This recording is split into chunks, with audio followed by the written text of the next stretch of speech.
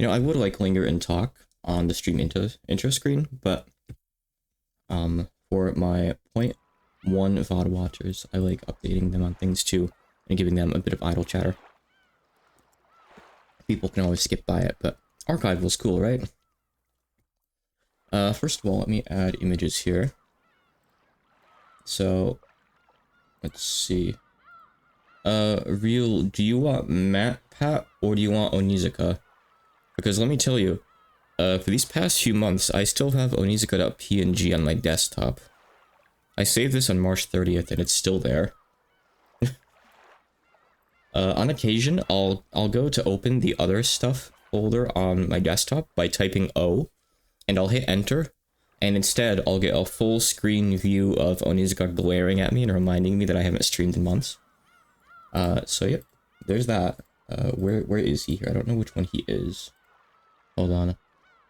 Is the camera shrunken? I zoomed it in, as in I literally moved it forward a bit. So usually I'd have like this.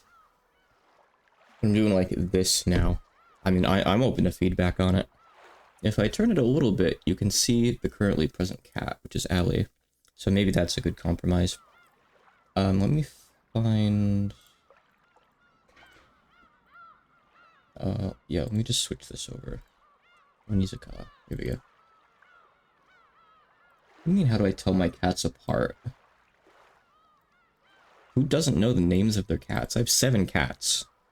There's Allie, Avery, Penny, Felix, Victor, Juniper, and Nyx. 7 cats.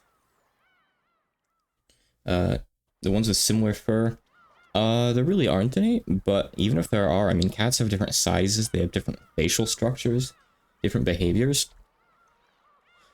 Typically, if I have my eyes closed in bed, like laying down on my side, can't see anything, the room's dark, I can usually guess who a cat is by how and where they jump up on the bed.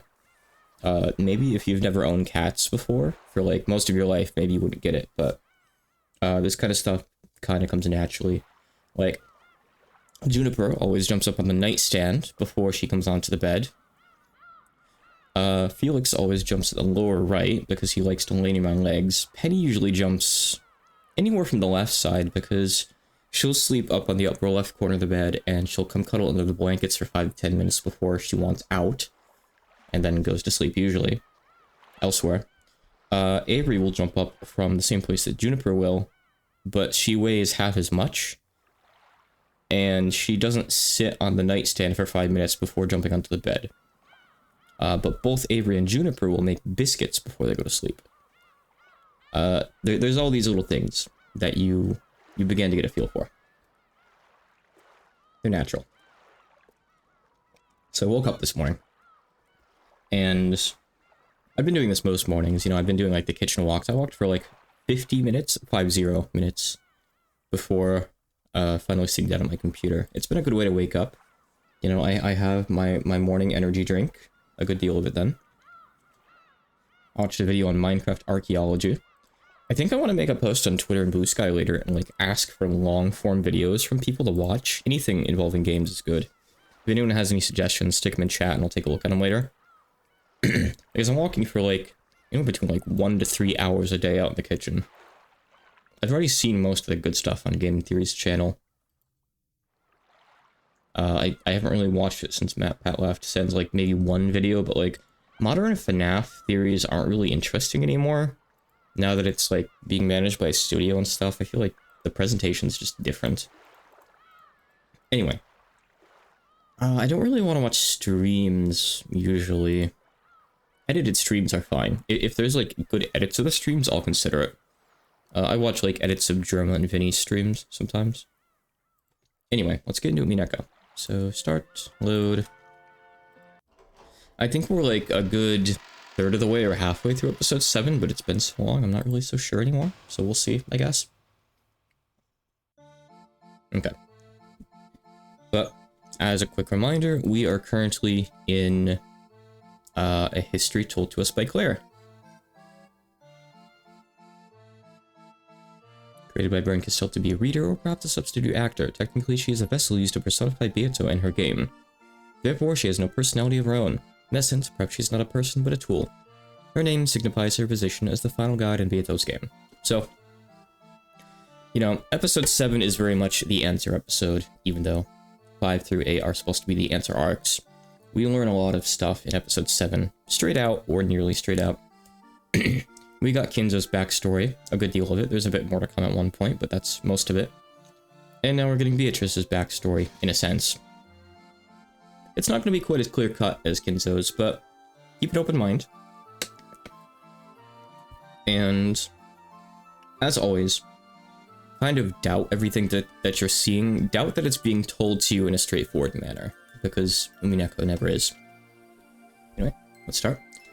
Yeah, seriously. Not only was Yasu slow-witted, that kid also lost stuff all the time. So I do remember we were seeing the life of a young servant girl named Yasu who would lose stuff all the time. And she befriended Gap, kind of. Gap, she blamed stuff going missing, like the brush or whatever it was in the chapel on Gap, and then they kind of like have like a mischievous friend relationship almost, sort of. But even so, Yasu always had this look, like someone else had taken whatever it was away. It really pissed me off. That kid just didn't know how to concentrate. If you always act in that dreamy way without thinking, it's no surprise that you'll do bad work.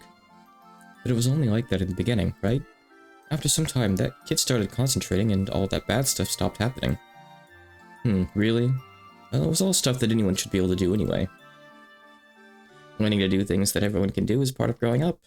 I doubt the rest of you were so clever about everything when you first started, yes? Are you kidding? If we weren't clever, we'd never been selected to work for the Ushimita family. We're supposed to be the elite. The fact that Yasu was young was no excuse. That's right. If Yasu was supposed to learn cleverness by growing up, then that should have been done before coming to work for the Ushimitas. Yeah, I don't think detail was gone into it, but I think there were some special circumstances behind Yasu getting selected to work for the family. Come on. That kid worked really hard to balance school and work. Oh, and she's also going to school at the same time, which I don't think is the case for the others. I think you're all being too harsh. We were selected because we made it through a harsh process, right? There's no need for us to pamper Yasu. I'm sick of this. I don't get why someone as dull-witted as Yasu was chosen. There's a thing, by the way, in Japanese. It's... I wouldn't say like an old running meme. Maybe it's kind of like a meme. But I think... Don't quote me directly in this. I think there was a trend a long time ago in like some popular books of someone named Yasu being the culprit. And nowadays it's kind of like taboo to make someone named Yasu the culprit. It was like a very common or well-known, I'm not sure which, name in mystery novels at the time. So there is some significance in like Yasu being the name of this character. Anyway, being selected as an Ushimita family servant was an achievement that all of Fukui children respected. I must have Googled that and like fact-check me on it and get the details right, because I haven't read about that in like 10 years. Is it like the butler did it? I think it is. Yeah, I think it's kind of like that. I think it's very similar. Butler's name might be one of. I never thought of that, but that is an interesting idea, honestly. Yeah, the Battlers did it. The older servants had achieved glory by making it through the strict selection process. Yasu was so clumsy that they all wondered why that child had been chosen. Of course, Yasu was working very hard for a child of that age. However, before long, the unsatisfied older servants started being mean to Yasu whenever they got the chance. Even after getting used to life on Rakenjima, Yasu didn't manage to make a single friend. At least not any human friends. Chapter 3. Days Enraptured.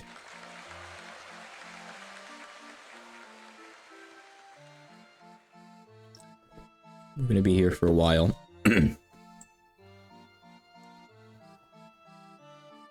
Oh, yes, that can sometimes happen, and always when you're busy.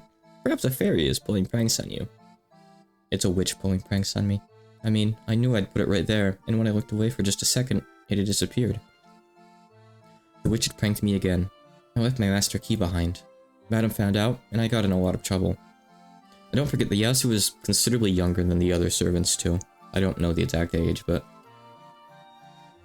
I always put my master key in my pocket after I use it. Why was it in a place like that? This is the third time it's happened.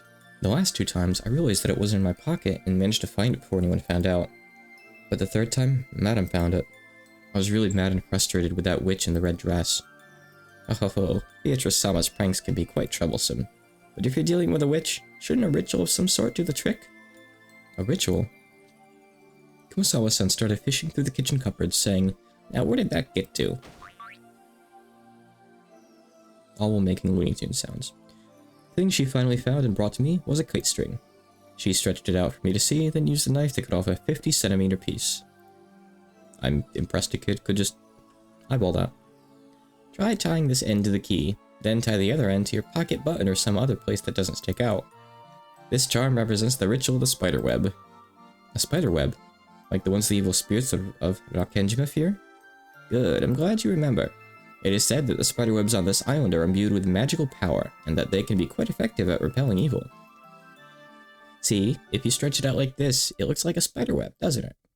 Oh, this way, that spider web hating Beatrice won't be able to prank you anymore.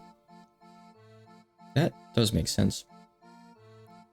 I don't know, I forget how many centimeters are even in an inch. I know it's 12 inches in a foot. Is it also 12 centimeters in an inch? I kind of think it is, but I don't have to measure things very often, so I'm not totally sure. So it'd be like, you know, only like small. It'd be small. Like, it'd be under half a foot, I'm pretty sure. About a third of a foot, maybe?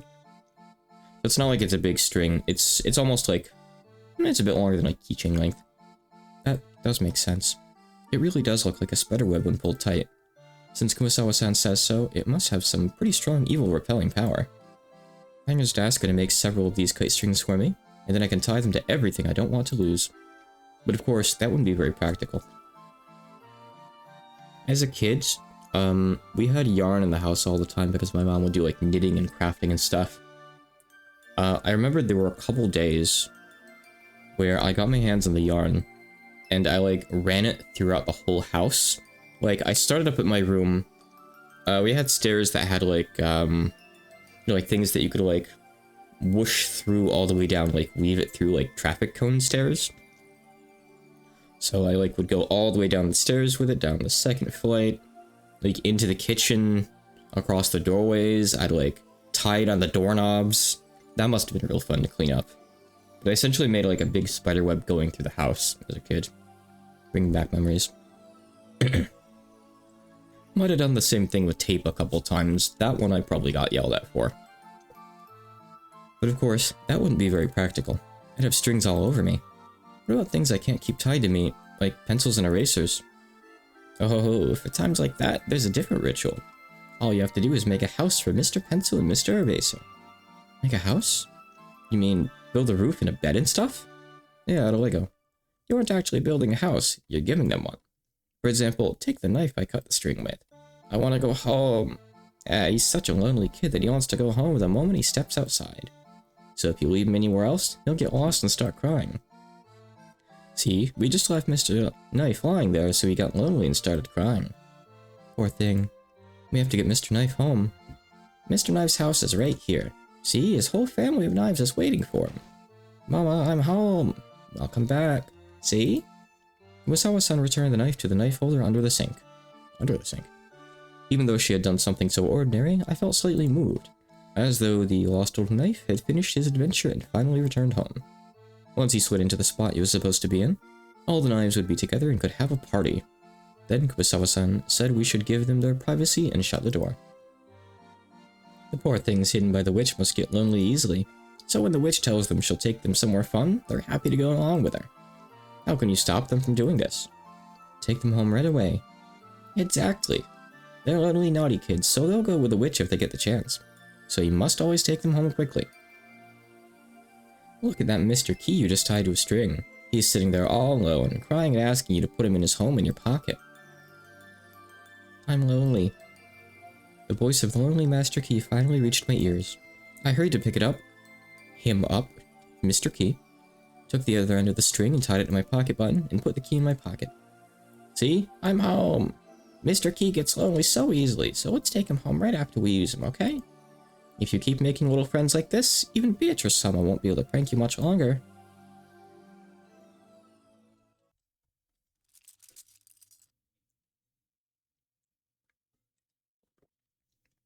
If only the servants and the moderator today. All these rules, we wouldn't keep having the master keys go missing, now would we? When break time was over and I stood up to see what I should help with next, I felt a tug, and the key ring with the master key fell to the floor. Once again, I had left the master key on the side of the sofa and forgotten it was there. The instant I stood up, the string pulled on it and it fell to the floor. Without Kumasawa-san's spiderweb charm, I would probably have left that master key lying here again. The master key left all alone would have been led away by the witch and disappeared. It fell onto the sofa. Whew, that was close. And once again, I heard the master key, who had almost been left on its own, cry and tell me that it wanted to go home. I'm sorry. Come on, let's go back home to my pocket. Yay, I'm home. Thank goodness. I almost got pranked by the witch again. Oh, what's this? What an amusing notion using string like that. All of a sudden, I heard a wild, shocked voice from over my shoulder. It was a voiceless voice. A witch's voice, the kind you can't hear unless you try. Beatrice? That's me, my friend. You forgot about your key again, and just when I was about to tease you a bit. It's a spiderweb charm that Kumasawa-san showed me. Everyone is Beatrice, don't forget. Apparently, it does its job well. Indeed. I hate to admit it, but it does. I certainly wouldn't want to touch that. After all, you wouldn't want to put your finger on a razor and slide it across, would you? That's a scary example. My finger hurts just thinking about it. But good for you. You didn't have to get yelled at by Natsuhi for losing your key again. You should be thanking me. Why? Because I annoyed you, you learned of that ritual, correct? Thanks to that, you've managed to avoid the screw of forgetting where you left your key once again. In other words, it is all thanks to me. Haha, don't I deserve some gratitude? I really don't like it, but she does have a point. Because of all the trouble Beatrice caused me, I talked to Kumasawa-san and learned the ritual from her. Even without the witch's pranking, if I didn't have that ritual, I would have gone to my next job and left the master key here. If that happened, then surely I wouldn't have been able to find this key, and it would have been a big mess. We call this punishment to make an example. By magnifying your mistakes, I've shown you what they are as a friend. Don't you see how much you've grown? I get the feeling that Kumasawa-san is the one I should be thanking, not you. I assume it's connected in the back, but I don't know. My, what a thankless job we witches have. Anyway, I win this time. Okay, I need to get back to work now. Very well, my friend. We'll call this your victory. However, I'm bad at giving up. I'll keep watching you even more closely now until I can even the score. Prepare yourself. There are still several small items that a person like you is likely to forget. You can't attach strings to all of them. The spiderweb ritual isn't the only one I have. I also learned the take them home ritual. I won't let you have your way anymore. Let's see how well you actually do. Even so, that's quite the bright smile you've got there. When a witch appears, it should be time to cry, not laugh. Your break time is over. See if you can manage to do your job today without slowing down the older servants. Sure, today is Sunday and the weather is wonderful. I'd better do my best. Indeed, go to it with all you can manage. Oh, that's right. Sanon's been in a bad mood all morning. You'd better try and avoid eye contact with her. Also, your fortune for the day is water hazard. Make sure you take care when standing near buckets of water. This is you we're talking about. I'll be waiting for you to knock over a bucket and get scolded just like usual.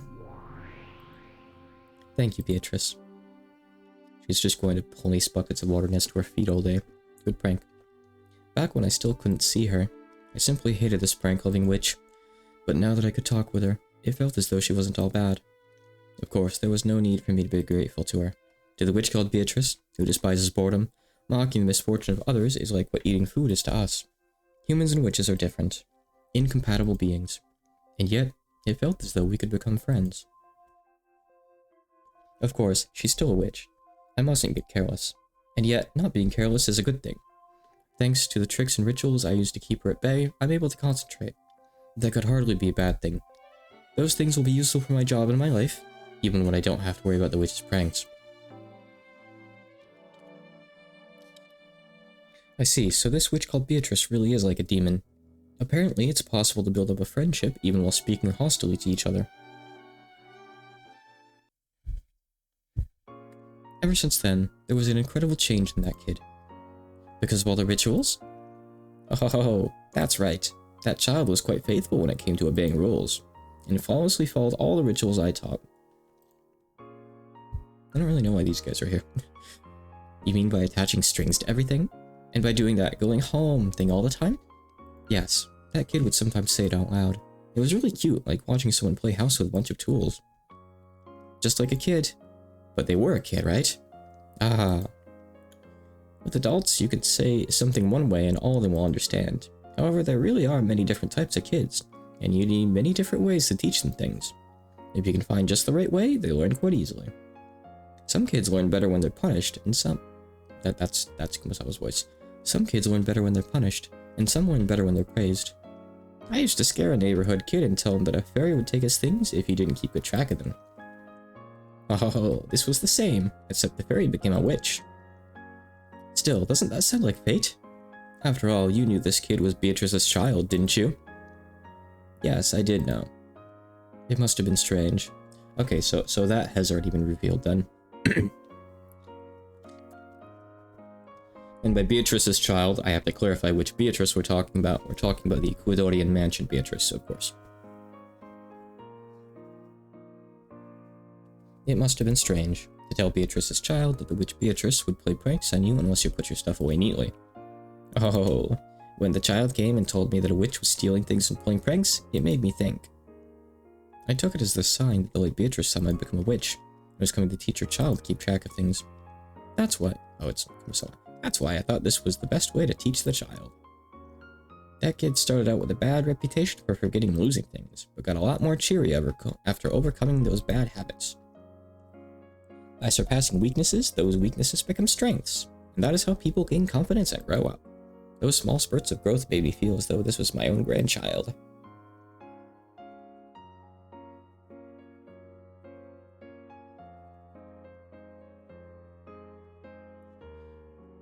Thank you, Genji-sama. Good work with a big cleanup today. We never know when an important guest might come and borrow one of the rarely used rooms. It is important that you do not slack off in your cleaning. Of course, all of us are fully aware of this fact.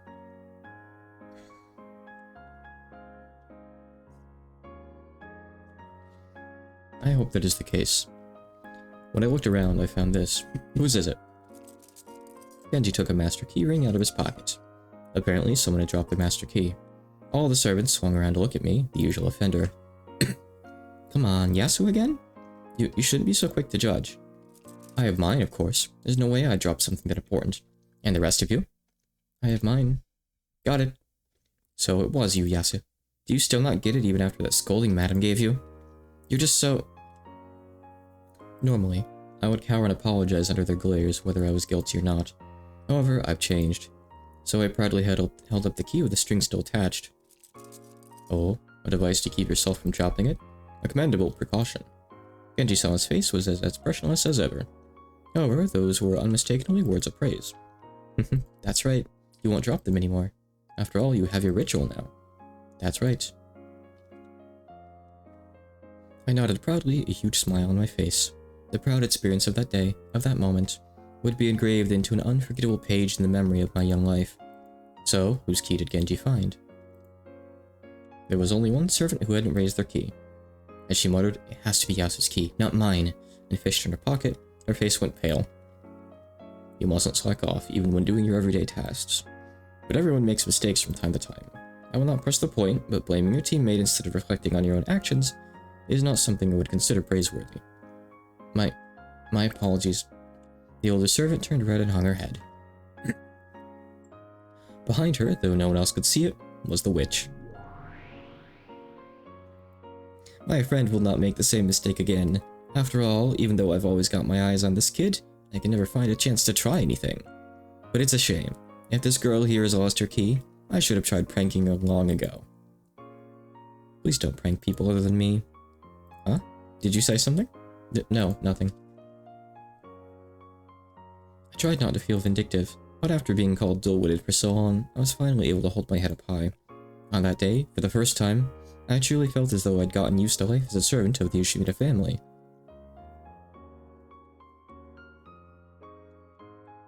When people compliment you, it feels like they've acknowledged you. It's very important. People can't grow without it. And what happens when people grow? First, it becomes possible for them to find some leeway. Jobs that used to make them scared, that made them worry about whether they were doing things the right way or not, can then be carried out with confidence. That's right. Once things become easy, that gives you some latitude. Latitude?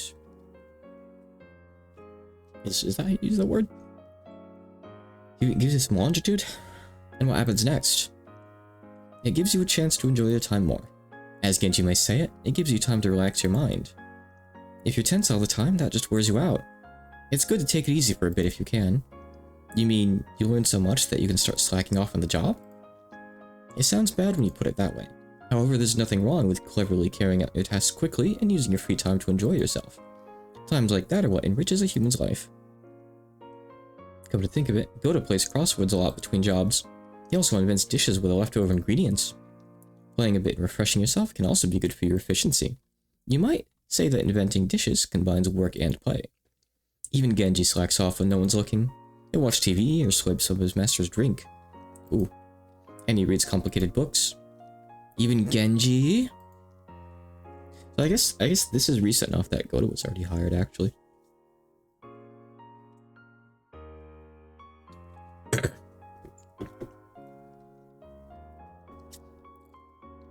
In short, it's all about cleverly using the gaps between jobs to play. If it goes too far, it can turn to laziness. However, people only become mature when they learn to balance work with pleasure. So that means it's happening during Battler's absence during those 6 years, because Goda got hired in those 6 years somewhere. I forget where exactly. So you can kind of place this. I'm pretty sure there's like a timeline up on the wiki, but don't go reading that because spoilers. Simply put, if all you care about is work all the time, you're not fully mature. So that kid learned how to play between jobs? It's hard to imagine that overly serious kid slacking off at work. It started with learning how to interact with people. That kid formed a relationship with Kumasawa, the person who was always kind, and started borrowing books from her and talking together about them. Even I had friends at school, but because of my work, there was no chance to deepen our friendship. Jessica was always kind and modest, but there was not a stern order to think of, so we couldn't play together very much. So at that time, Kumasawa, the one who was always as kind as a mother to me, was the person I felt closest to. Kumasawa was old enough to have grandchildren. They couldn't exactly run around and play together. We developed an interest in Kumasawa's hobby. And what's Kumasawa's hobby? Books. It might be hard to believe, but Kumasawa was a huge mystery novel fan. Well, here it goes. She's going to influence her. Kumasawa's to blame for all this. So the kid wanted to find out what sorts of books they were and started reading them. That's right. The nice thing about mystery novels is that you can talk about them while you read them. Even Kumasawa, who already knew the answer, must have enjoyed listening in and hearing what sorts of theories a young intellect could create. Of course, I didn't start right away with the complicated books Kumasawa read. First, I asked for recommendations and got books from the school library. I would even bring them into the servant room and read a bit during every break. Every time a new theory popped into my head, I told Kumasawa about it, and she, who already knew the answer, would nod at my theory and grin. And that's me watching a friend play Deltarune. That was a lot of fun for me.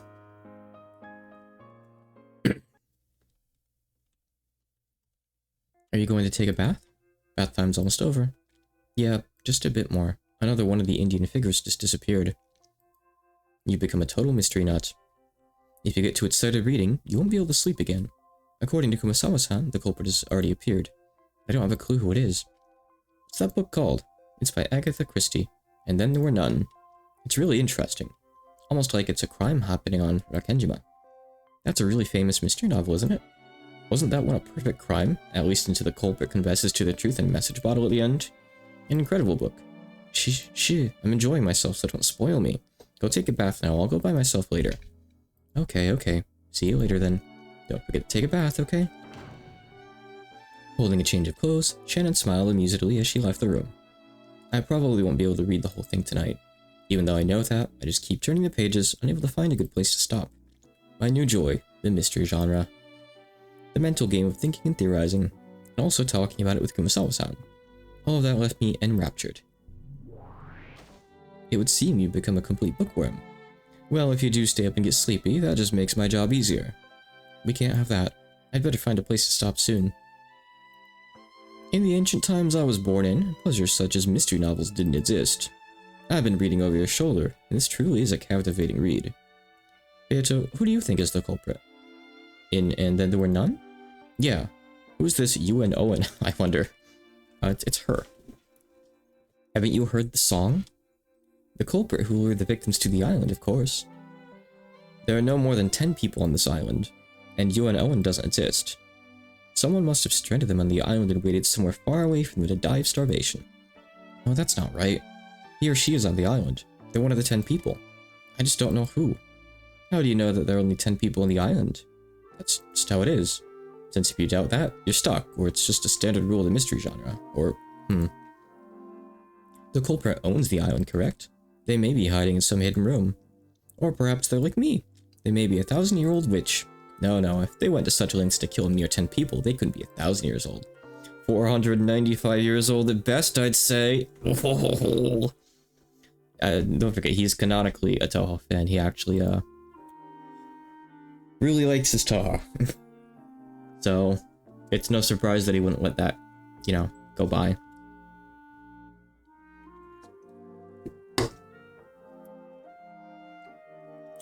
Yasuo would have grown up better if someone had gotten her into Toho, clearly.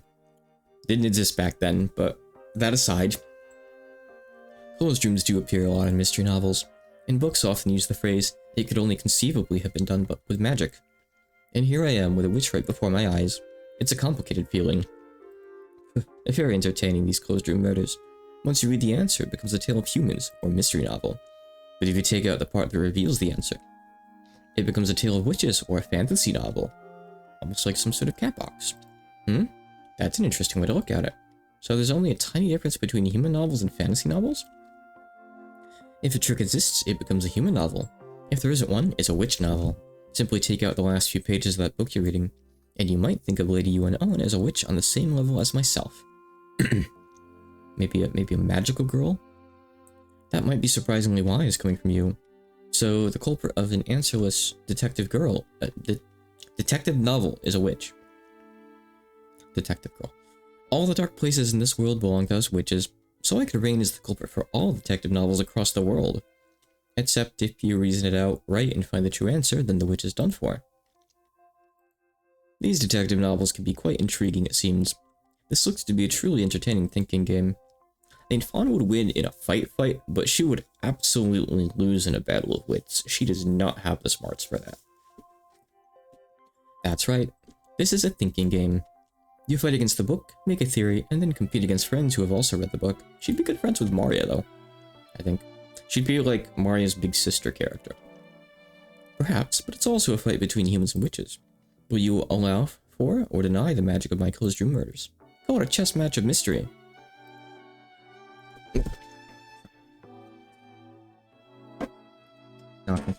She comes over here. Come on, honey. So it isn't a book I'm reading, but a challenge against you? Indeed.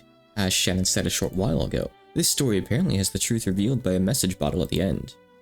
So if you can't expose the truth of the tale before that point, you lose. After all, the message bottle just happened to drift somewhere that it could be seen. If it got smashed and sank before anyone saw it, this would be a perfect crime. Or in other words, a witch's crime that's impossible for humans. That's a fun way to look at it. A fight between me and the witch. Yeah, I really like thinking of it that way. Maybe I'll use that. Starting now and until you finish reading. No at these, honey. Stay up here for now. I am Lady Owen, the 495-year-old witch. We're gonna keep going with that, huh? Can you see through my deserted island murder tricks? Ah hee ya ha ha ha. I do have one theory. You want to play with me, don't you? I've been reading books so much you've gotten lonely. That too.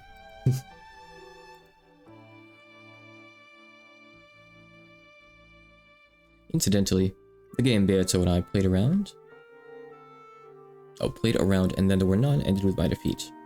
What pronunciation? Oh, I always forget that it's pronunciation, not pronunciation as well. English sucks. Which? In the end, I wasn't able to build a satisfying theory, and I had to learn the truth from the message bottle. Luckily, it did manage to drift into human hands. I guess.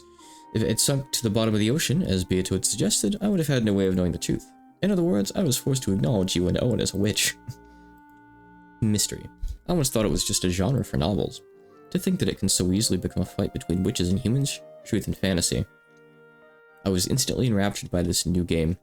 Yeah, it's annoying. So you spell pronounce with an OU, but pronunciation is just with a U. It's really easy to get wrong, but that's what spell checks are for. Something I have to consciously remind myself of. I don't know why it's like that. As the months passed by, I read through all the mystery novels in the school library and started to read mystery novels for adults. I discussed them with Kurosawa. I discussed them with Shannon. Played my games of theory chess, the fight between witches and the truth. Those days were so much fun. Oh, I am one yet many. Here's to the fun game of the mind that enraptured me. End of chapter 3. I guess Act 3 actually, since the play.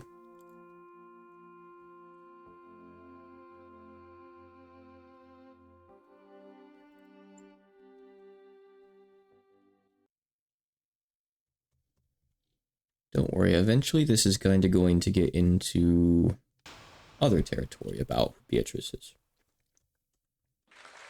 This is just backstories to how these ideas got implanted into her head.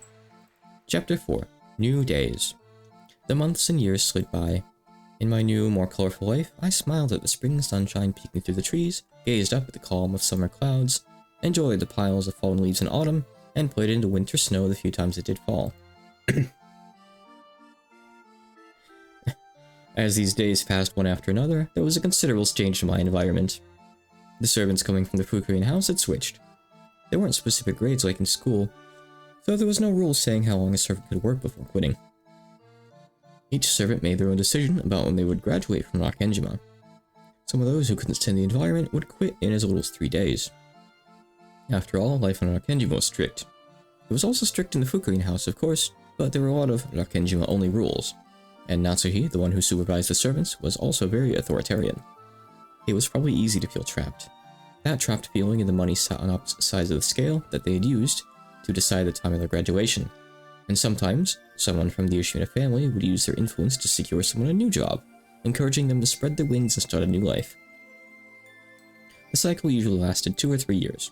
No one decided this, but it was one of the goals most servants shot for, an unspoken rule. However, I was an exception to that rule. I continued to go to school in Nijima while still living as a servant. Well, she is younger, to be fair. I think it's less about how long you're there for and, like, an approximate age that you graduate at, if anything. You know, so you can go out and actually enjoy life. That year, all the Fukurian house servants quit at once. It wasn't at all rare for friends to quit at the same time as each other. All my fellow servants from the Fukurian house graduated from the island at once, leaving only me behind.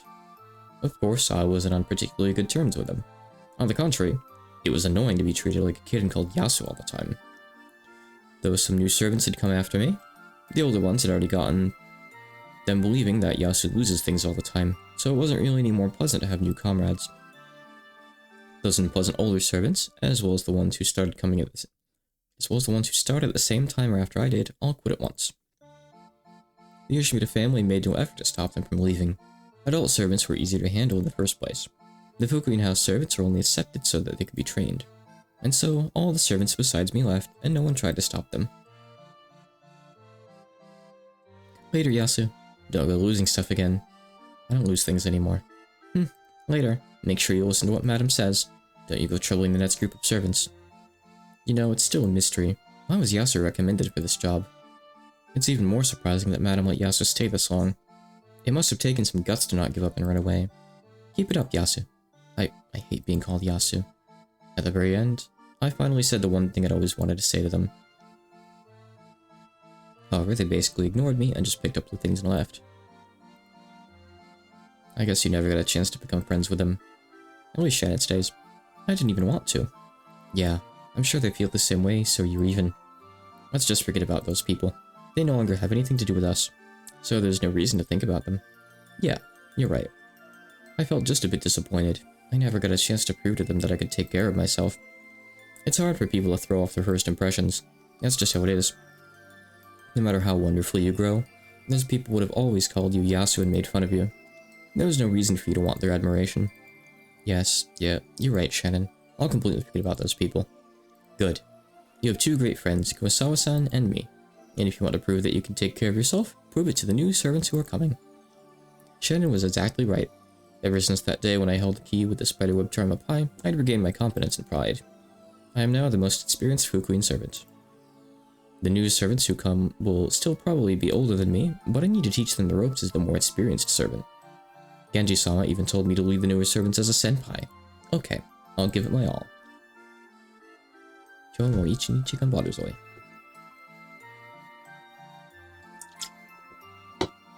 That's the right attitude. Let's give it our all together. Yeah.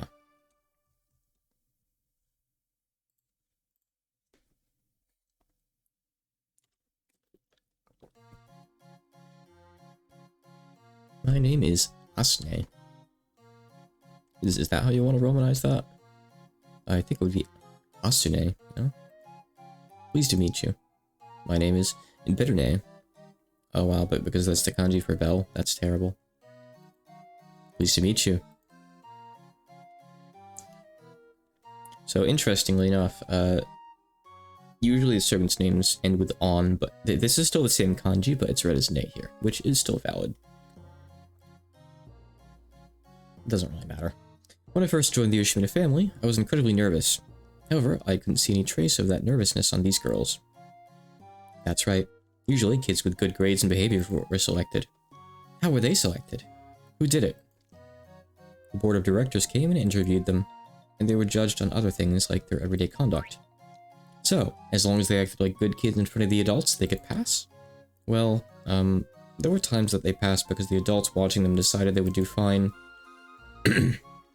All the children who came from the Fukuin house were highly individualistic. They polished their attitude while they worked as servants, and eventually grew to be servants who would not shame the Ushimina family. However, encouraging this behavior was the role of the more experienced servants. Since I was the only one with experience, it was my responsibility to guide them. What were the new kids like? They were the elite, of course, of irreproachable conduct. I think they were like that when Madame and Genji-sama were around. However, when their superiors weren't around, well, they didn't take things quite as seriously. Asune-san, make sure you put your tools in the cart when you're done using them. Yeah. Eh? Sure, sorry. I also have to be alert as a more experienced servant. And, Belne-san, you shouldn't set your key down in a place like that. You'll lose it. I'm not gonna lose it. I never forget where I put things. When I first arrived here, the older servants would often tell me off, just as I had done now. They would probably have been mean and obnoxious about it. I had hated that, so I tried to be more gentle when admonishing them, but they wouldn't take me seriously. Listen up. You know there's a witch living in the mansion, don't you? Oh, Beatrice. Yeah, that... Beatrice! That sounded just like him. Don't tell me you believe in that too, Shana-chan. Yes, she really exists. If you leave things lying around, the witch will prank you and hide them. It's true. I've gotten into trouble many times because of it. A witch hiding things? That's totally impossible. After all, there's no way witches could exist.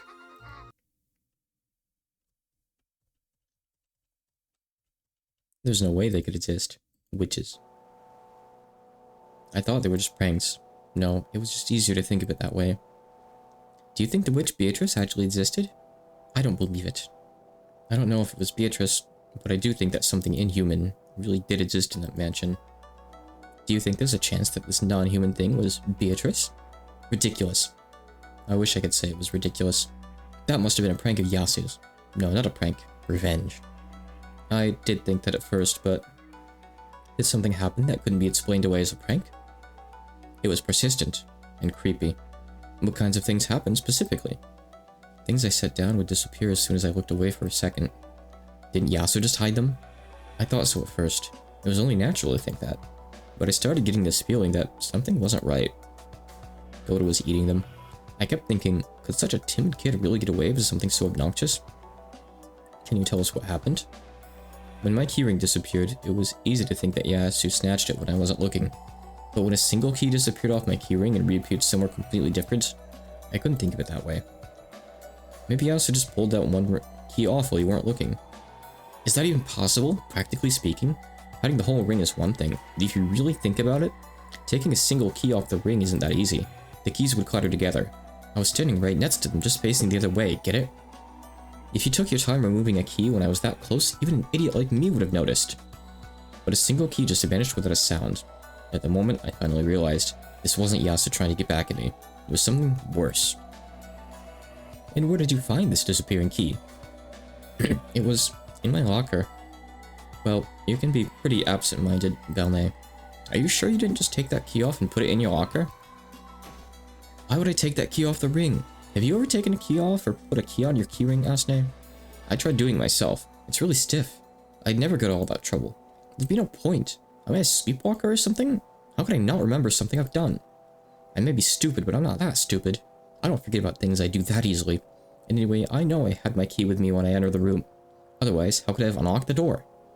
Okay then. Yasu, careful not to make any sound, slip the key off, and hid it in your locker. Oh, here we go, we're having like the magic versus logic debate. That has to be it.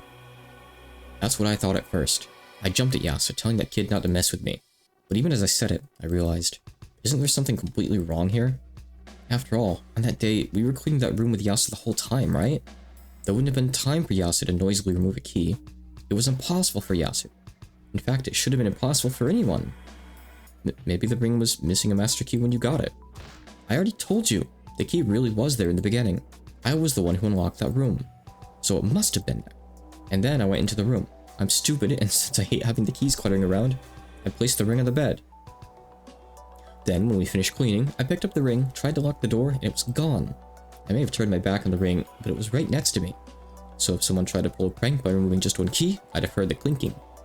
And yet, just the key for that room vanished and appeared again in my locker. So okay, let's say that Yasu managed to sneak it away. It's easier to think of it that way.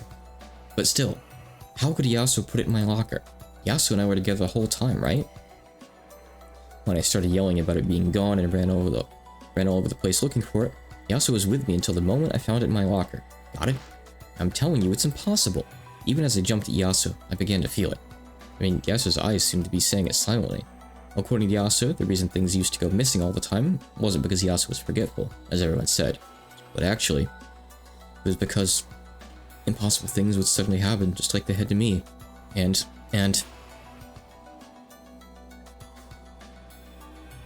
Yasu was with you the whole time, so there was no chance for Yasu to put the key in the locker? Did other strange things like that happen? Yeah, they did. Afterwards, other things happened, and not just things disappearing, over and over. Of course, I started getting nervous and made sure not to put things down in places like that, but that didn't help. At first, I was angry at Yasu, but at some point, I began to realize that I was mistaken. One time, a key even disappeared from a ring that I'd left in my pocket. Then I realized that these weren't Yasu's pranks. The same thing that happened to Yasu was now happening to me. Calm down a bit. I think some of those were Yasu's fault, and others were just you being clumsy. It's true that the mansion is always dark and eerie, and it does feel like the sort of place you'd find a curse. I'm sure that's what made you scared like that. You saw it too, didn't you? Remember that vanishing white shadow we saw in the VIP room that rainy day? Yes, I saw it, but couldn't that just have been Madame or my lady wearing something white? And standing in there to prank you? What do you mean, something white? Have you ever seen either of them wearing something like that? And besides, that VIP room is always locked. They don't have keys to it. That had to have been some kind of ghost. No, the silhouette of the witch. So basically, Belny started acting like this. Totally scared. I've got more street smarts than her, so the more scared she was, the more I thought that witches were stupid and couldn't exist. I have street smarts growing up in an orphanage. So I had to be careful about what I said. I mean, I realized that this wasn't something I should talk about carelessly. All ghost stories and curses sound stupid to outsiders. But to the people who believe in them, it's absolutely not a joking matter. It really was no joke. Asne didn't believe a word of what I said, so I eventually stopped telling her about it and confessed to Yasu instead. Although I told Yasu, I thought you were the culprit, but it couldn't have been you. I said that something strange was happening to me. And what was that kid's answer? She gave me a scorpion charm and it stopped happening. Yasu said that the same thing had happened many times already, but no one else believed any of it. In the first place, the older servants always made fun of Yasu, but that kid clearly wasn't as clumsy or stupid as they said. I hated having a younger person telling me what to do, so I always resisted, but Yasu always got our work done flawlessly. I've always thought it was strange that people made fun of Yasu for losing things. I was sure then, it existed. Some strange and human thing existed in this mansion. And that thing was the witch, Beatrice? If that's what you want to call it, I'll believe it. Anyway, something like that couldn't be explained away by human actions. Definitely existed there. People who didn't understand kept calling Yasu and me forgetful. They didn't get it. They just didn't get it. Still, it did freak you out for a while, but then you got a lot better. For all that fuss about you losing things went away, right? So it must have been your imagination all the time. You're wrong. I talked to Yasu, to Shannon, Kusawa-san, and the others about it, and they said that the witch really did exist. The old servants all made sure to respect her. They said I'd been cursed because I'd stupidly gone around saying that Beatrice didn't exist. So I reformed. Yasu taught me how to give offerings to the doll in the VIP room. I asked Genji-san for permission and prayed at the shrine by the sea. And then it all stopped, all at once. You were okay, Asune, since you stopped making fun of the witch partway through. But if you'd cluelessly gone on making fun of her, you'd surely have been cursed next. Yes, I guarantee it, you definitely would have been cursed. I guess, even I was creeped out by you two. I never said it out loud, but you just don't get it. You really don't. So I made sure to teach all the newer servants well. A witch called Beatrice-sama lives in this mansion. If you make fun of her, you really will be cursed. Belne. When things disappeared, that was a sign that the witch was close by and watching us. If you said it was a prank, or that witches didn't exist, you'd be cursed even more. It was like that for both Yasu and me. When the key disappeared, that was a sign that the witch had appeared. Belne-san carelessly tossed her keyring on the bed again, humming as she started to clean. No matter how much I warn her, she doesn't change her ways. She's always making fun of me and calling me Yasu, so she won't listen to what I tell her. Why won't she listen to what I say? You mustn't leave things lying carelessly about. If you lower your guard, the witch will prank you. Ahahaha, look at that delicious key ring. Stop it, please. That's Belne-san's key. Keep it pranking to me alone. Let the others be. With how cautious you've grown, you're no fun anymore. Just kidding. Still, how unpleasant these people are, refusing to listen to my friend's kindly advice. Any insult to my friend I take as an insult to myself. Are you planning to steal Belne-san's key? Please don't do it. She'll think I hid it again. She thinks my magic is not but the scheme of a child like you? Very well then. Let's just show her something that would be impossible for a human. Let's show her my magic. Foolish Belne, I'll make you regret not listening to my friend's advice. This flimsy body is not enough. I'm borrowing yours. It's been too long since I've shown you real magic. Let my body return to the land of the living for just a moment.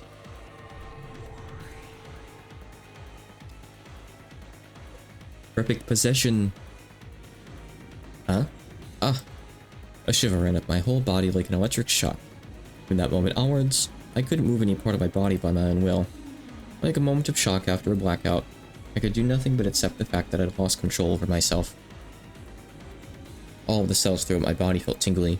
It felt as though my body had been transformed into someone else's. I realized that the witch Beatrice was using my body as a vessel to revive for a short period of time. Very nice. That ticklish feeling of the air on my skin. Having a body is simply wonderful. What are you trying to do? Please, don't do anything mean. This time, everything was backwards. My words were spoken inside my heart, and the witch's voice was coming out of my mouth. Fear not. I'll give your body back soon enough. I just need to teach her a lesson with a little prank. I won't do anything foolish that might earn you her suspicion. Come, try and remember. Where have you been sleeping? Oh, the music's gone. Everything went completely white and my mind stopped. Once again, that tingling sensation slid up my body. I could feel it all gather in the fingers of both my hands, and come out the tips of my fingers. It was an unfathomable, indescribable, unknown sensation. My head went blank and I couldn't think at all. I could do nothing but abandon my soul to the sensation. I finally understood. This is what it's like to use magic. Come, try and remember. Where have you been sleeping?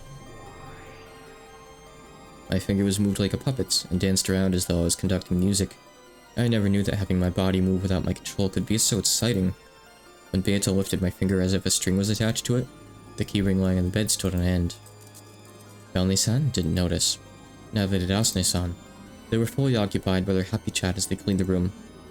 I doubt that either of them would have dreamed that a witch was right behind them, readying herself to use magic.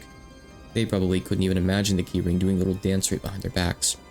It was like a cartoon fairy tale I'd seen once as a kid. The happy way the keys danced and spun made it look as though they had a will of their own.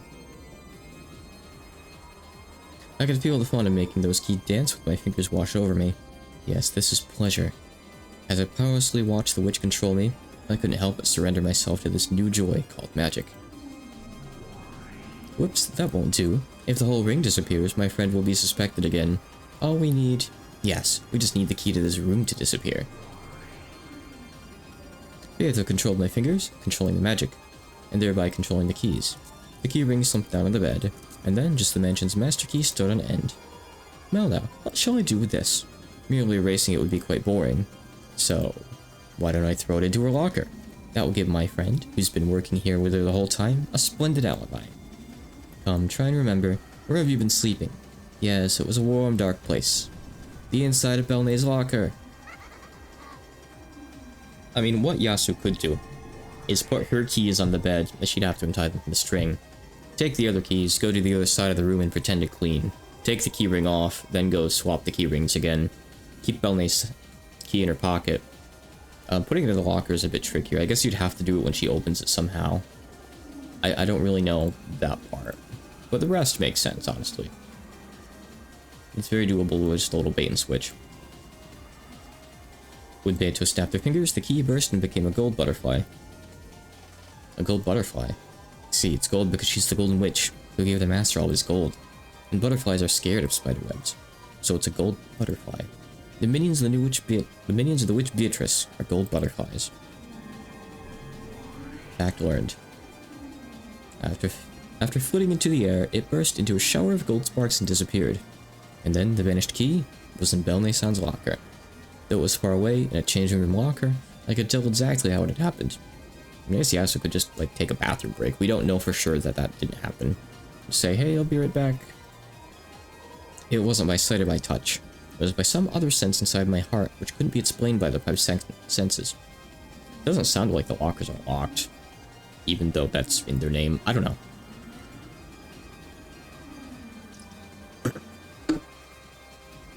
Maybe Yasu learned how to pick locks. Probably not. I mean, maybe for mystery novels. A completely new sensation that I'd never felt before. It was the completely alien concept called magic. A completely unknown pleasure that left me in a trance. I wonder if her school library would have a lock-picking book in there. Imagine.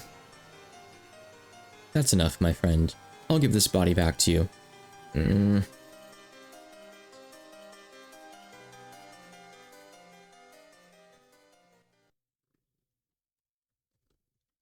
It felt as though I'd been spinning through space until gravity suddenly came back and threw me to the ground.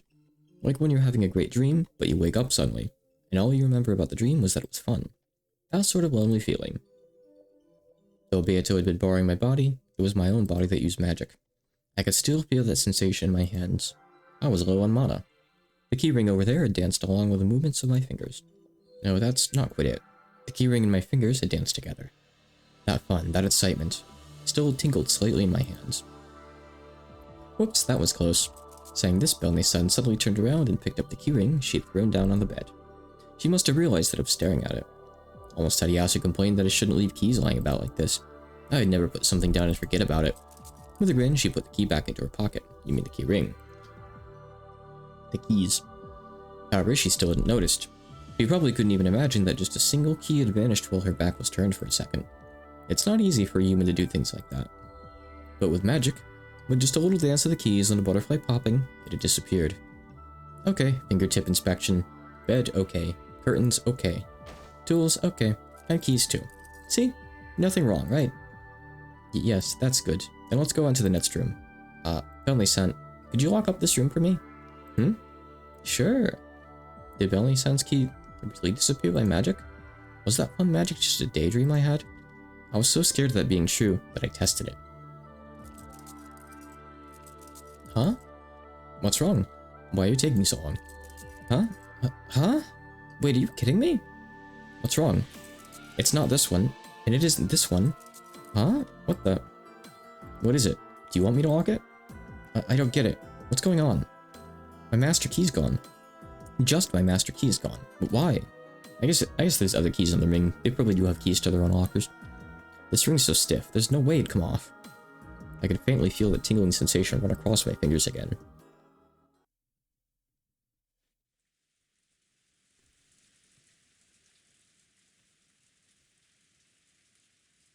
Now he's over here again.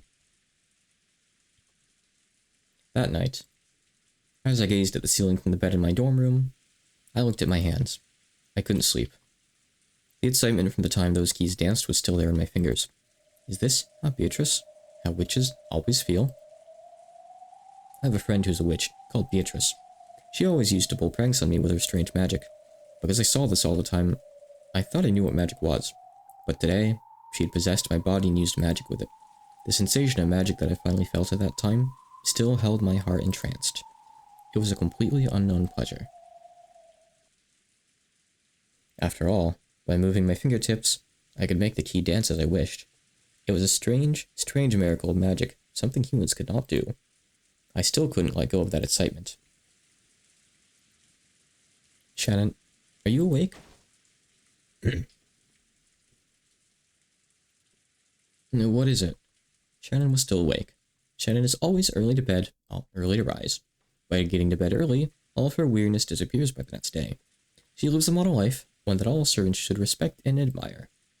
If I want to become a loved, respected servant like Shannon, I'll need to act that way too. However, I wasn't confident that I could do that anymore. I guess I can't become like you after all. What do you mean? This is a bit abrupt. You were my ideal. Always. Yeah? Everyone in the Poop Green house loves you and is kind to you. Since you always played with me, you're the only friend I've ever had.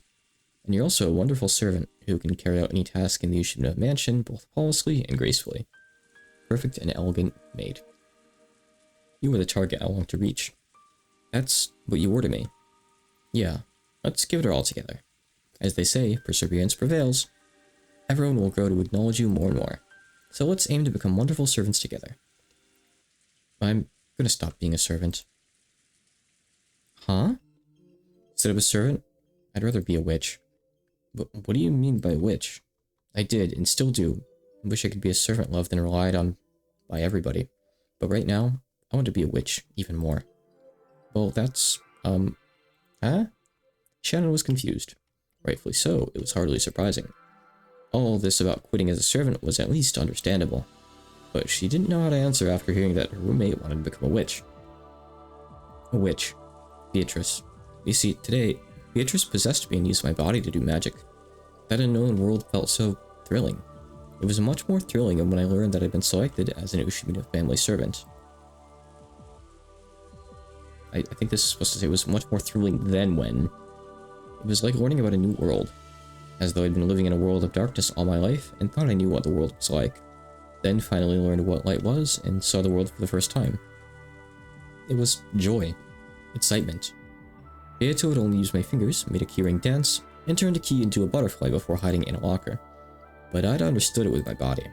If I'd moved my fingers a different way, the ring could have flown into the air instead of just dancing, and I could have turned it into a scurrying lizard instead of a butterfly. I could have done anything. You got like JoJo Part 5 powers. Except Giorno stopped doing that after a few episodes. Part 5 was kinda weird. True, Beatrice's magical power was still weak. It had all happened in the little world behind the backs of the servants, who were filled with the anti-magic toxin. However, inside that tiny, short-lived world, I could do anything at all. Beato just happened to settle on making them dance and turning the key into a butterfly. But if she'd wanted to, she could have done anything else. The endless sensation of that free, unrestricted power. I could still feel it in my fingertips. Could it be that, along with that sensation, a fragment of that magical power might also remain?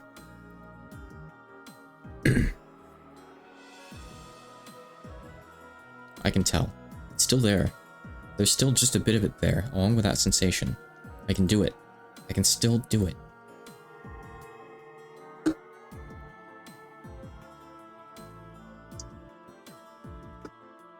Nerdy drink finish. Ah, a single spot of golden light suddenly lit up in this dark room. It was right between my clasped hands. When I slowly opened them, I could see a single dot that sparkled gold. What is... Shannon didn't know what the light meant. How could a light appear from the palm of my hands? And yet, even with this miracle right in front of her, she couldn't understand what it was. She just sat there with her mouth open in disbelief. As a kid, I tried to do internet training to give myself, not magic, but like psychic powers. There were these ridiculous sites. They probably still exist. There's probably still people who are like totally into this stuff. That are like, focus between your hands, summon an orb of light. That's like the first step to becoming an Esper. I got really into this stuff for a while. I could not summon the orb of light because it's not real, but they weren't like even scam sites trying to get money. I don't think there were like forums and stuff, like whole communities around this stuff. Or maybe I was just too young to see the scam. I don't know. They're probably still around in these places. I don't remember what they're called though. I'm not sure. I wonder though. However, to me, where did I find these sites even? Probably, so there used to be this like site called IamBored.com. It's probably gone now, but people would just like upload links to interesting sites and stuff there. I think I found a lot of like various stuff like flash game sites and forums and communities and stuff from there probably. That's probably where it was. Wonder if that place is still around. You don't really need that kind of place in the modern internet. However, to me, this was just the return of that bit of sensation at my fingertips. Plus, nowadays, most of the internet traffic is just on a few sites. It wasn't the same back in the day. The golden dot spread out and became a small gold butterfly. It flapped its wings and scattered gold sparks about like a cartoon fairy. To Shannon, it probably just looked as though a gold butterfly was flapping its wings. Of course, that alone was a miracle that she could hardly grasp. But to me, it was like a remote control plane in the shape of a butterfly. I could control that gold butterfly however I wanted. Not clumsily with threads. I could make it flap, dance, play through the air as I wished. I was taking a walk through the air as that little butterfly. The golden glint of it pierced the darkness of the small room as it danced about freely. It was an entrancing pleasure. However, that sensation in my fingers began to weaken. I could tell that the few magic butterfly scales left in my fingers were going away. Come on, honey. I want to keep the curtain closed. Finally, the gold butterfly flashed and turned to dust like a firework run out of juice, falling down and disappearing without a trace. What on earth just happened? This is magic. It's really fun. Magic. Yeah, magic. There was still some magic left in my fingers, so I was able to use it. But if I became a real witch, I'll be able to use it whenever and however I want, to do anything. Now that I've learned how fun this can be, I don't want to go back to being human. Being a servant is just too boring. So, I'm going to become a witch. Become a witch? But wait. I've already made my decision, Shannon. It's been fun. I'll give you this room. You can use it by yourself. Later. Goodbye. But wait. And where is she going to go? As Shannon called out repeatedly for me to wait, a massive planetarium swallowed me up. In the sea of the pitch-black starry sky, I was alone. We are alone here. I'm done acting the part of a servant. I'm going to modify this world. Indeed. Understood. In that case, what will you do? Being a wonderful servant like Shannon wouldn't be bad. But now that I know how fun it is to be a witch, that feels like a boring dream. I can't go back anymore. What will happen to Shannon? Shannon can just be Shannon and stay as a respected servant. She'll stay the same. Oh, why is it up to you? But from now on, it won't be the two of us together, but her alone. Farewells are sudden, is that not the phrase? No, you can't pull on my lap right now. Very well. Being fickle makes my life more entertaining. And what of you? I want to become a witch. I want to become Beato. But I'm already Beatrice. You'll still be a witch, my friend. I'm modifying the world so that Beato is me. So I'll be a witch who's a friend to Beatrice? Pretty much. So from now on, you're a different witch.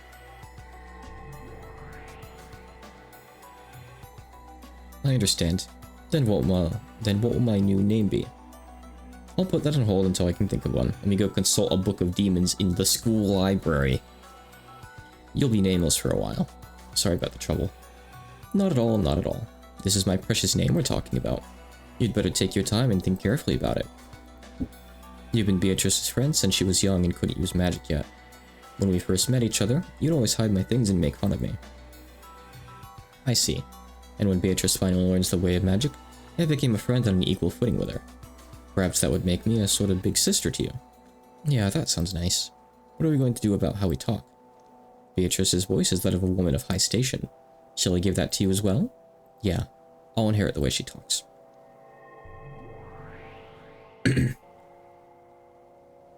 Indeed, I comprehend.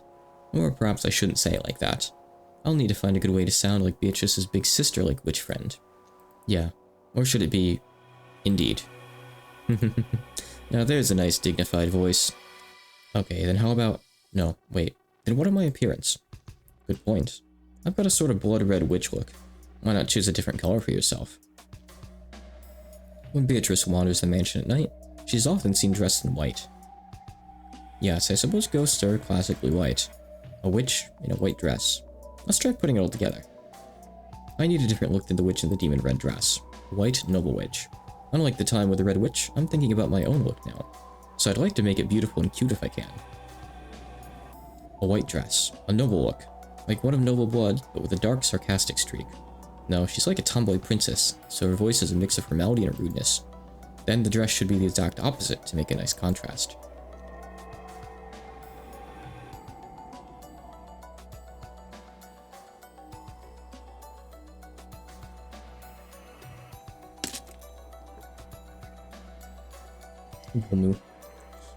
Then what of this form?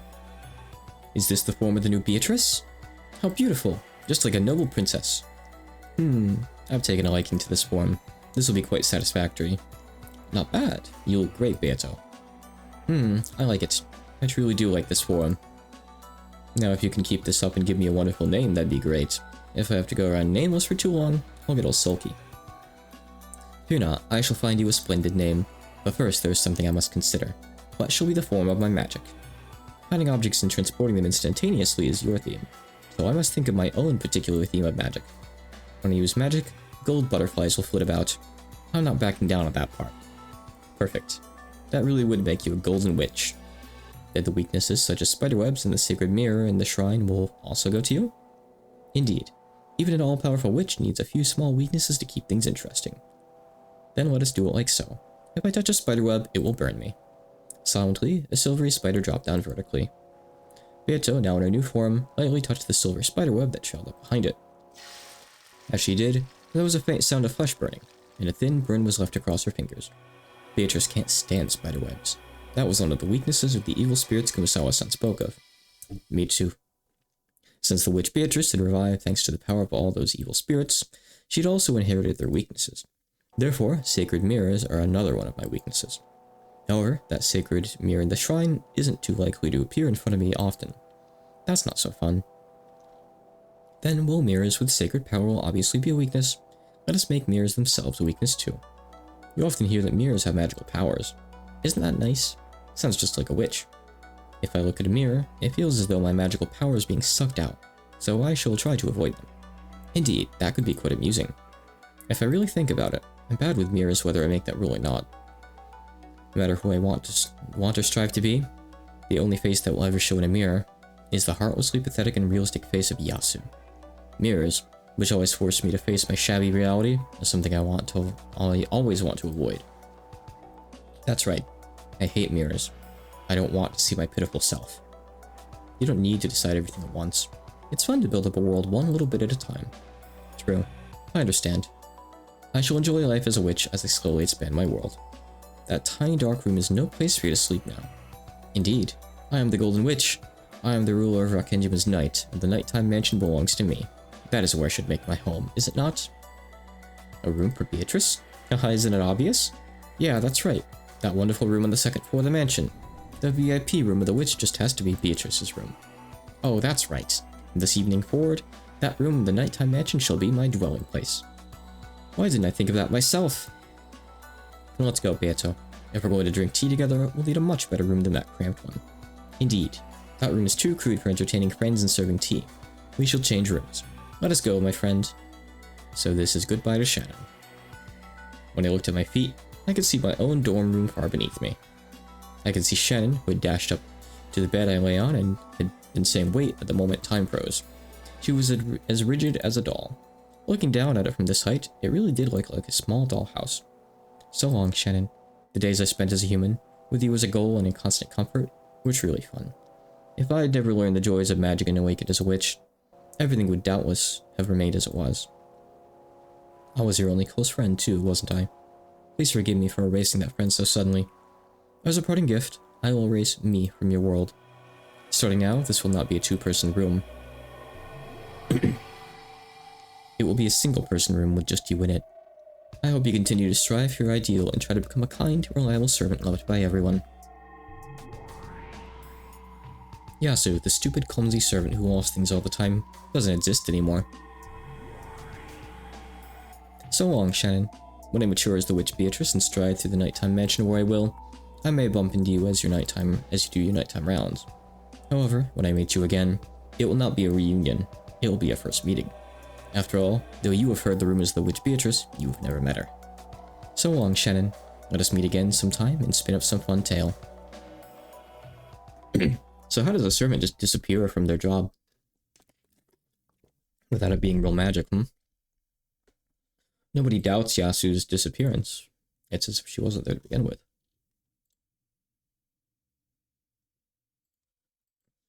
Better think hard about it. Wait. And now we're just left with Shannon. What was I doing? Was I talking in my sleep? Apparently I'd gotten out of bed, stretched my hand out towards it. You know, it's also interesting. Don't forget, Yasu is apparently friends with Jessica, but we've never heard about Yasu a single time. She's never come up. So it really is as if she erased herself from history. That's strange, isn't it? Real strange how that worked. Again, think. You're getting some big hints right here. This isn't the first time I've woken up to find myself saying something strange, but I don't remember ever waking up to find myself out of bed and standing up. Could this be what they call sleepwalking? Am I just tired? Gotta sleep. Gotta get back to sleep. I turned around to face my bed. My bed wasn't there. There was no bed in this room except the one I had just turned my back on. If I'm the only one in this room, and the only bed is the one behind me, that must mean it's my bed. That feels wrong for some reason. The bed sheets are all disarranged, as though someone had slipped out of them. Who did? This is a single-person room with me in it, right? So, that there was my bed, and the traces of someone crawling out, mean that I was just sleeping there until a second ago? But for some reason, that bed doesn't feel like my bed. However, though all the other kids shared rooms, I, Shannon, was given a single-person room. So there's only one bed, and it must be mine. Am I just tired? I must just be half asleep. School starts early tomorrow morning. It's just the usual, like, nighttime panic attack kind of thing. I've had it before. That's all it is, Shannon. You're just confused. And when school ends, I want to go to the mansion, help out with some work, and talk to Kumasawa-san about the mystery novel I just read. Time to sleep. I'm probably just so worn out that I'm imagining things. Good night, Shannon. Just crawl in bed and close your eyes, and you won't have to think about anything complicated. I went back into my bed. It felt a bit uncomfortable to crawl into a bed that wasn't mine. Still, it might just be because I'm getting so sleepy, but it's starting to feel as though this is my bed after all. I'm just half asleep. I am Shannon, a lonely servant. I mess up from time to time, but I want to become a kind servant whom everyone loves. Good night, me.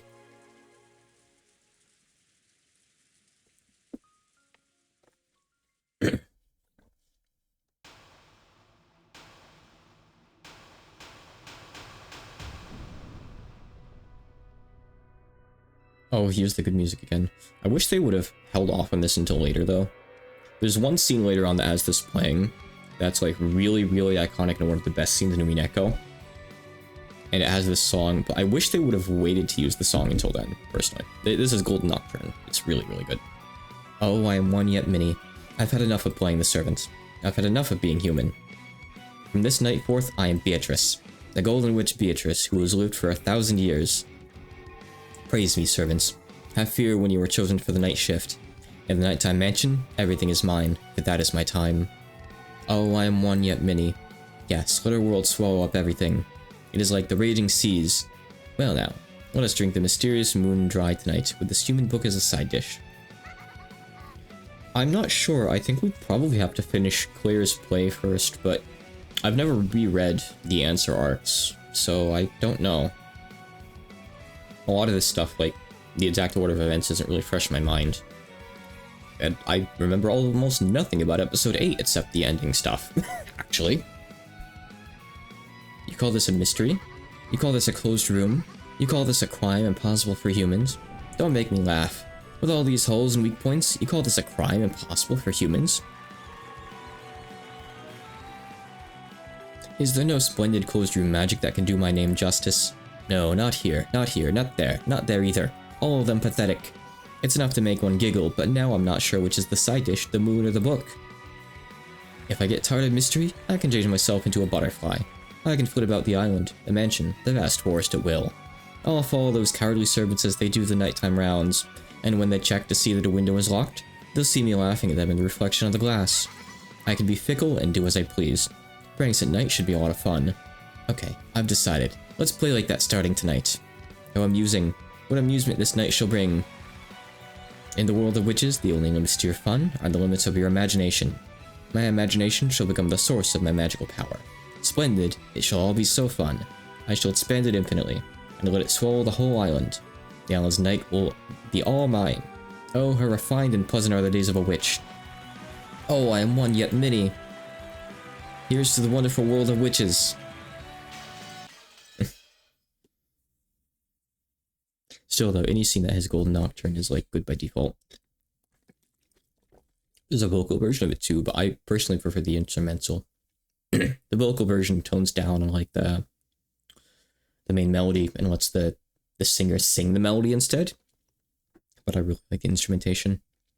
Chapter 5, A New Element.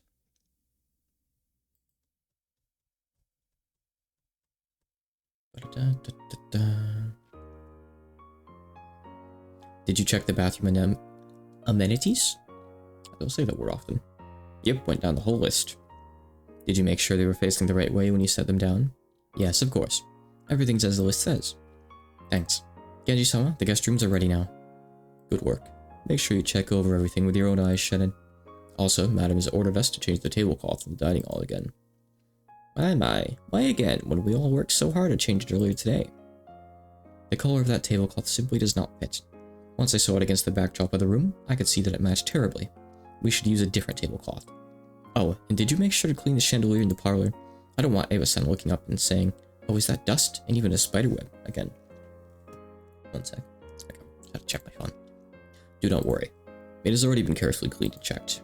I will now perform a final check on everything myself. Is that so? Very well. I will also check everything over at the very end. Shannon, take the young servants and prepare a new tablecloth. Try to find something white with a bit more of a clean feeling. Yes, as you wish.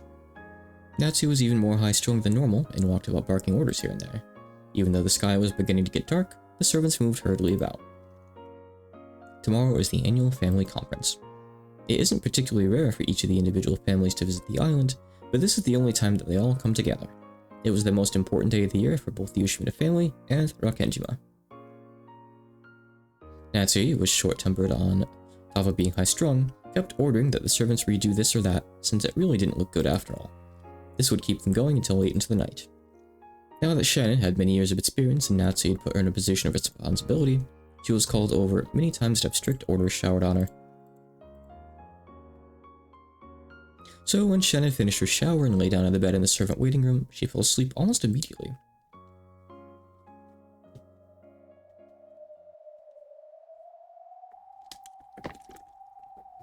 I can hear the sound of wind coming from somewhere far away. It's a bit different from the sound wind outside a room would make. It's almost as though I'm sitting in a deck chair in the rose garden, turning over in my sleep, with the feel of the wind in my hair. That's right, the feel. This isn't a sound, it's a feeling. Then is this a dream? Just as I was about to accept this theory, I thought I heard someone talking to me. My, it seems the work of a servant is just as boring as it ever was. Not only boring, but difficult, strict, constraining, joyless. Gormless. All you get in return for your years of service is some level of respect from the newer servants, and even that is far from sufficient to repay you for all the hard work you've done. Why do you not tire of this life? Huh? Who? She wasn't just imagining someone talking to her. She was shocked to find that it was real. When Shannon opened her eyes, she gulped.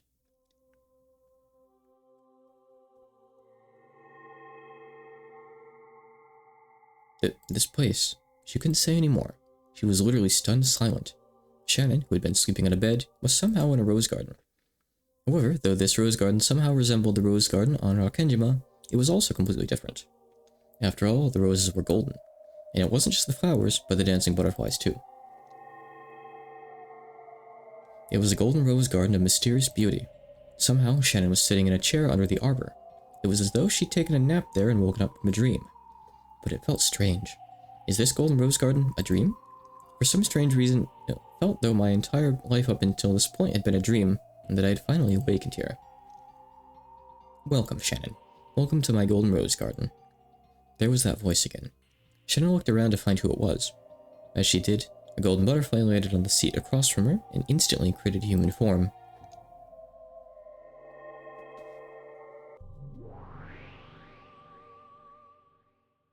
It has been quite some time, Shannon. Have you been well? Of course, I know you have been. After all, I've been watching all of you, every day. This woman laughed as though she was an old friend of Shannon's. However, Shannon obviously didn't remember this strange gold rose garden, and she didn't remember this person's face either. Indeed, you no longer remember me, do you? Have I forgotten about you? If so, please forgive me. There is no need to apologize. I made you that way, so it is no sin of yours. Let me introduce myself. I am the Golden Witch, Beatrice. Beatrice-sama? The benefactor of the Ushimita family, whom the Master always speaks of? Not that Beatrice. I am the Golden Witch, the one who rules over Rakenjima's night. I am the other master of the mansion, the one you always pay homage to. You're Beatrice-sama. Hahaha, you need not fear. The two of us used to be friends. No, roommates, did we not? At one time, I idolized you and tried to be the best servant I could. I've always had a single-person room, so I couldn't have had a... When we last parted, I stole away your memory. However, I have not forgotten that we were once roommates. I also remember that I was the one who destroyed our friendship and left. So as to not leave you alone in sadness, I erased all of your memories and the very world of our days together. You do not need to understand, but believe this, I have not called you here to do you any harm. Isn't this inside one of my dreams? You may think of it that way. Strictly speaking, I beckoned your soul to my garden while you were sleeping, to invite you to be a resident of this world. Beatrice snapped her fingers, and a storm of gold butterflies all rose up around the rose garden. Don't forget to add this new Beatrice to the list, by the way. We now have Claire Beatrice. The list grows. As the colored butterflies danced over the table, a gorgeous tea set appeared. There were teacups and a teapot, more elegant even than those used by the Ushimita family. The tea was filled to the brim and had a sweet rose scent, one which Shannon had never smelled before. Before there was even time to be amazed by that scent, butterflies started gathering one by one on the table, and a tea stand sprouted right out of it. It was like watching a magical mushroom from a fairy tale kingdom grow out of the ground. It was a mini-layered tea stand filled with beautiful cakes like edible jewels. Of course, there were also several lovely, light brown scones. The honey truly was golden honey, with bits of gold leaf dancing through it. It seems the Ushimita family holds tea parties from time to time, but those cannot compare to mine. Incredible. I've never seen anything like this. Even if you did, it would only have been as a waitress. You are my friend. I need no waitress. After all, I'm a witch. That is more than enough. Come, do not be shy. Stuff yourself to your heart's content. Thank you very much. That was all Shannon managed to say. It would be hard for anyone to say much more after being suddenly invited to such a beautiful witch tea party. Let us begin with black tea. The milk is fresh, and the sugar is so delectable that you'd almost want to eat it raw. I did that as a kid. I ate sugar raw. And I wonder why I'm missing so many teeth. But I recommend you try your tea straight first. With nothing more than a single rose petal floating on the top, it will surely be so delicious that you'll be unable to drink the black tea of the human world ever again. Laughing happily, Beatrice opened, not a sugar pot, but a rose petal pot, picked up a single crimson petal, and floated it on her tea after relishing its scent. Shannon did the same thing, picking up a single petal and smelling its aroma. It smells so wonderful. Is this really the scent of the roses in this world? I am glad you enjoy it.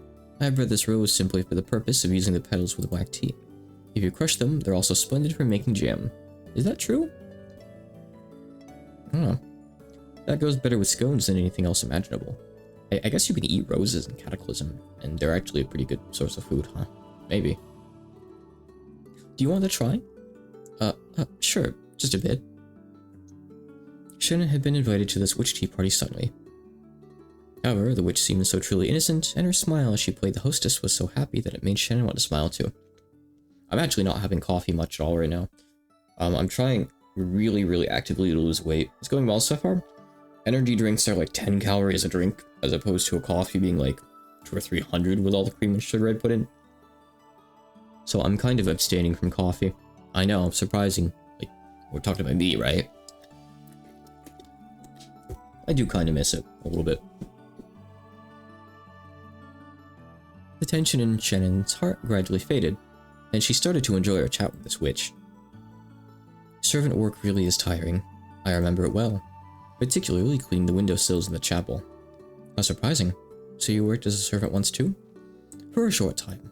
You probably don't remember, but I worked alongside you. I'm sure they're not amazingly healthy, but at least they're less calories. I don't really know what's unhealthy about them, though. I can't really find anything specific. I don't know. Everyone says different things, you know. I'm finding something that's working. I'm losing weight. I'm happy. Doing good. I was a clumsy fool who always lost things. You were my idea of a perfect servant and the person I looked up to. That makes me even more sorry that I can't remember. There's no need for apologies. Here you are not a servant, but my friend and guest. There are no inconveniences here, no trials, no boredom. I can give you anything you desire. That is how much power I currently possess. I wanted to let you know that I have now reached that level. I'm truly grateful to you for welcoming one with so few redeeming features in such an extravagant way. Think of it as a reward for all the painful days you have withstood. Come, gold butterflies, don't let my friend get bored, show her a little dance. When you have tired of that, allow me to call the band to perform any song you would like. When you have tired of that, my refined familiars will show you some conjuring tricks. Fear not, for time is endless here, and I can grant your wishes endlessly. My tea party has no end. Don't forget that, like, Will is watching all this, by the way, right now. I bet you've forgotten that Will even exists. No, he's here. He's still one of the main characters of episode 7. In a truly good mood, the witch told Shannon several strange stories. They were all stories Shannon had never heard before. Very interesting stories. And they were all odd, bizarre fairy tales. Shannon felt as though she had become Alice in Wonderland. The time she spent at this tea party was strange, pleasant, and relaxed. No, the clocks have no hands at this tea party. So the time passed like a Sunday morning, when you can wrap yourself in your blanket for as long as you want. I was just munching on popcorn, out in the seats. I can't express how grateful I am to you for this. There is no need for thanks. In the human world, words of thanks go along with words of farewell, do they not? There will be no end to this tea party, so there is no need for thanks either. I'll still thank you. Thank you so much, Beatrice-sama, for this wonderful tea party. But all dreams must end, and so must this one. Oh, and why must they end? Because I start early tomorrow. If I stay here talking too long, I'll sleep in and Madam will give me a good scolding. Why are you so anxious to return to the world of that short-tempered Nazi? Really now, are you truly saying you want to return to the human world, where it's all work and no rewards? But I am human. I can't impose myself on you forever. Interesting that in this story we're seeing, Shannon doesn't consider herself furniture. Now where did that come in the future, Very, very interesting. Shannon, it seems that you do not understand. I invited you here, but I have no desire to chase you away again. Here, time is eternal. You are not obligated to say farewell, not ever.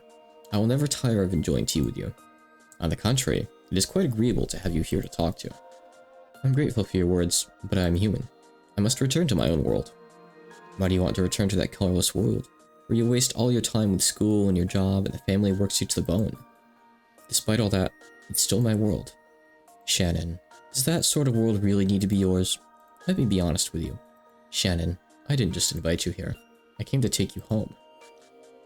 Take me home? Once, I tried to become a good servant like you. Then, I became fascinated by witches and became one myself, learning all the pleasures of magic. And now, I have come to take you home. Beatrice spoke quietly and slowly rose from her seat. Shannon, the world of witches truly is more fun than being a servant. This tea party is nothing more than a mere welcoming party for an old friend. We can hold as many fun festivities as we desire. That is the endless, the eternal. Now that this golden rose garden has been completed, I have reached my goal. This place is paradise. Yes, let us call it the golden paradise. Maybe the gold land. Now that it has been completed, I have come to welcome you in. There's no need for any inconveniences, any perseverance or hard work. Here, you and I can enjoy ourselves for all eternity. Passive income. It will be like a never-ending fairy tale. I'm truly grateful for your splendid proposal. However, I need to go back to my original world. Why? Because this isn't my world. I acknowledge it. This is not the world you have lived in until now. That's why I have invited you here. From this point forth, this will be our world. You are no longer a guest. You are the second master of this world. You need show no restraint for my sake. We'll just live in this endless world like we once lived as roommates. I regret that I have no memory of that time. However, I'll have to turn down your invitation. Why? What responsibility forces you to return to the world of humans? True, the world of humans, or the world of servants, is busy all the time. Madam is strict, high-strung, and has a short temper. It'd be a lie if I said the everyday chores weren't a pain, and having to balance work with school makes it even harder. Beatrice had watched over Shannon's painful days the whole time. She had seen those constantly tired shoulders heave a sigh over and over. That was why she had invited Shannon here, to this golden paradise. She had tried to give Shannon a perfect welcome to truly make her happy. So why had Shannon selected her original world over this one? Beatrice was overcome with shock and completely unable to understand. I have given you the perfect welcome to this paradise, and the days to follow will be even more fun. So, since you still choose the human world over all of that, do you find something there that is even more fun than the pleasures of witches? That's right. There are things in the human world that are even more fun than magic. Absurd. That cannot be. Yes, it's true. Shannon's expression was soft. However, her words were firm. There was something wonderfully fascinating in the human world. That something was apparently not in this paradise where everything was supposedly just as they wanted it. Absurd. I don't understand. As Beatrice muttered, she shifted restlessly several times. However, no matter how often she said it, Shannon's smile didn't falter, and Beatrice couldn't think of an answer. In that case, it's time for me to leave. Your tea was delicious. I don't understand. I'm the great golden witch, the one who can have anything endlessly. Do you tell me that I cannot give you what you want? Yes. I want to know. I believed I had everything, so tell me what it is I lack. I think that you already know. Isn't that why you invited me here? Are you trying to speak in riddles to a witch? That's all for now then. I can't live here, but I would be glad to come over whenever you invite me for tea. I won't call for you again. Have no fear of that. Beatrice snapped her fingers, and Shannon popped out of existence. Shannon's soul had returned to the dream of her original self.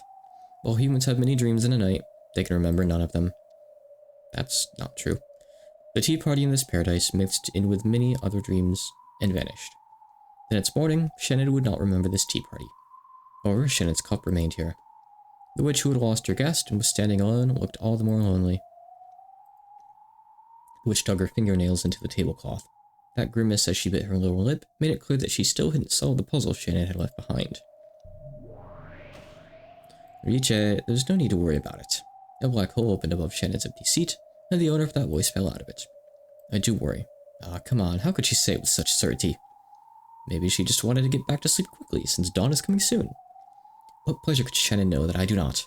What is this something that can be found in the human world but not in my paradise? I don't understand. I want to know. Thinking about complicated stuff will just fuel your headache. I can be of service in Shannon's place. Let's enjoy a tea party together. I don't feel like it anymore. I'm bored of having tea parties with you. Aw, she's cranky. The witch shrugged and laughed, then took a bite out of a scone. She then blew into it, and it swelled up like a balloon before finally popping. Golden ribbons and butterflies flew out, but Beatrice didn't appear to notice. Just what is it that I do not possess? What?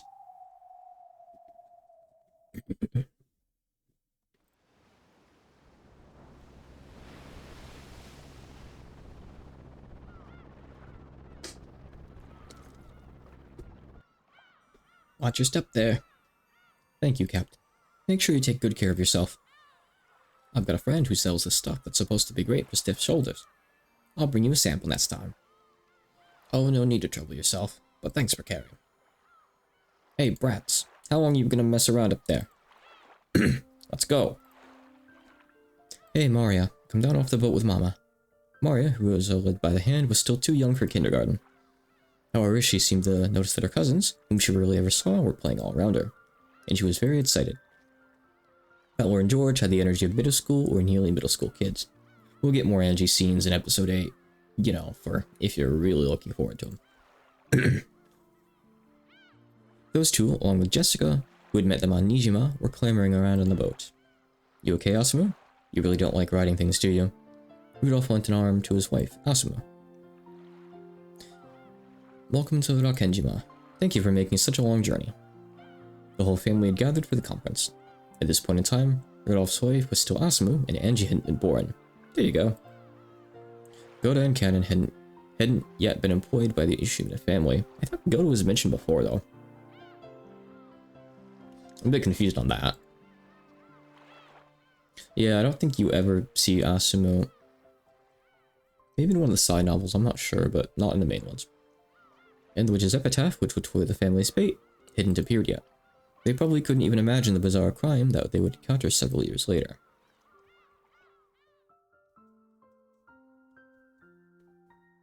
Cross-sama, madam, the family has arrived. Good. Should I call for father?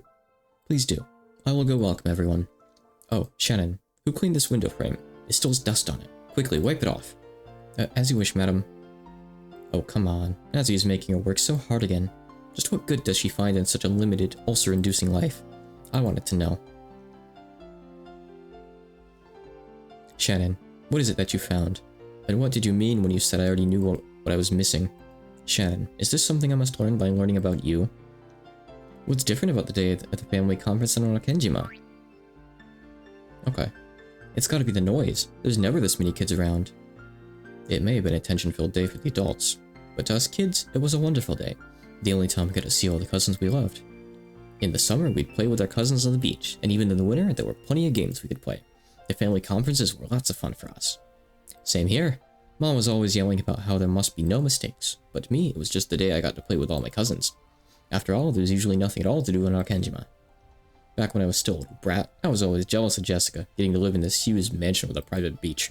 But now that I tried putting myself in her shoes, it must have been a pretty constricting place to live. Probably. There's hardly anything in Rakenjima. No friends' houses, no next-door neighbors, no neighborhood. If you think of how Jessica must have felt, you have to feel a little sad for her. That's why the family conference was so special to me. Jumping around, messing around, it felt like I was at a festival. We played tricks on each other all the time. If the adults always talked about adult things and told you to go play somewhere else, then you were 3 cousins at about the same age. Of course you'd horse around. No, not the 3 of us, the 4 of us.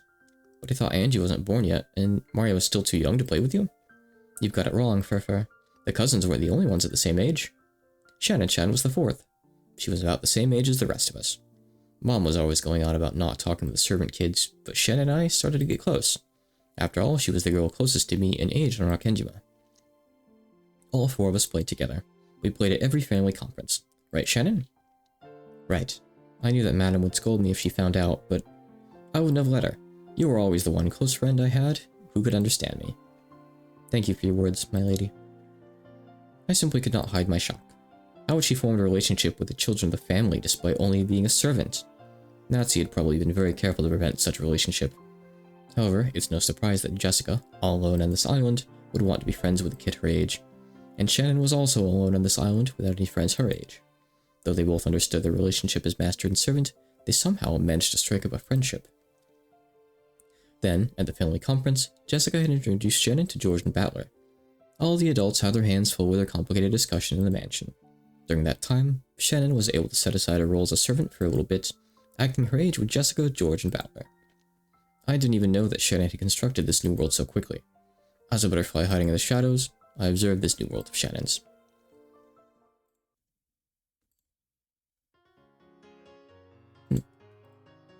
That day, we ran all around the rose garden and the beach. Just running around and playing was a blast. Yep, those were the only times that Shannon smiled like a girl her age. I might have gotten a bit carried away. It's embarrassing.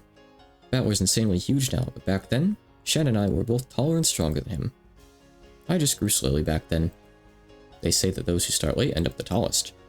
Ehehe. Yeah, totally. Back then, your chest was nothing like this, right? That's not true. Shannon already had plenty of womanly charm back then, right? Who knows? What the hell do you mean by womanly charm, you perv? Well, I was still pretty cute back then myself. That bra strap you could see through the shoulder of her summer clothing set off the lightning of youth in me. I remember whispering with George Anarchy that night about how big her tits might be. Hehehe. Thanks, Battler. Is this true, George-sama? I believe there's been some sort of misunderstanding. All I remember was lecturing him, as the older and more knowledgeable cousin, about the differences between how boys and girls grow. And so, rather than dirty talk between cousins late at night, it was instead a sign of healthy growth, and yeah, I remember all his cousins talking about stuff like that until midnight. Jessica too. About how apparently someone in the next class had kissed someone else, or how you held hands with a girl you liked at summer camp. And about so-and-so who you thought probably liked you, stuff like that. Damn it, it's so embarrassing it makes me shiver. Isn't that nice? Another sweet page in the book of adolescence. The most pure love comes when boys and girls first start noticing each other. That simple, pure desire just to be around someone of the opposite sex. The noble first loves. Just wonderful. A bunch of kids thinking and talking about the world of love. Did that sort of thing really happen? Hehehe, don't play dumb. You were the most absorbed and curious of all of us sitting there till even your ears turned red. Hehehe. I was not curious. I was just surprised at how much everyone knew, and... That's right. Shannon always played dumb the most, even though she was the most interested. She was the biggest pervert there. Hehehe. That's not true. That's not true. I hate you, my lady. Yeah, it was always like this. In the day, we'd run around like kids. At night, we'd hug our pillows and talk about secret stuff. Looking back on all of it now, it really brings back some fond memories. We'd be whispering about something dirty, and whenever we heard the footsteps of the adults coming by, we'd jump on the covers and pretend to be sleeping. Yeah, I remember that. Like some school field trip. Those times we all dove under the covers at once. Felt like some sort of unspoken rule, like a strange sense of unity. I really liked that feeling. Well, anyway, that's not all we talked about. There was a lot more than that. We really did enjoy our youth to the fullest. And what is this? Shannon, is this that fun thing of the human world? Is this incomprehensible messing around the thing that you found? A bunch of kids gathered together, playing stupid games and talking about trivial matters. Is this the human pleasure you found that surpasses the pleasure of witches? Yes. Doesn't it look fun to you? I won't call it boring. However, I cannot see how such a vulgar game can compare to my paradise, where all wishes can be granted. Interacting with people is a lot of fun. Of course, I also think your world is fun. But even so, I choose this world. I don't understand. I don't understand at all. Beatrice held her head as though she was having a headache, but no matter how much she grimaced, she couldn't think of an answer. Tell me, what is it you found within this vulgar playing? Do you want to know? I do. Love. Love?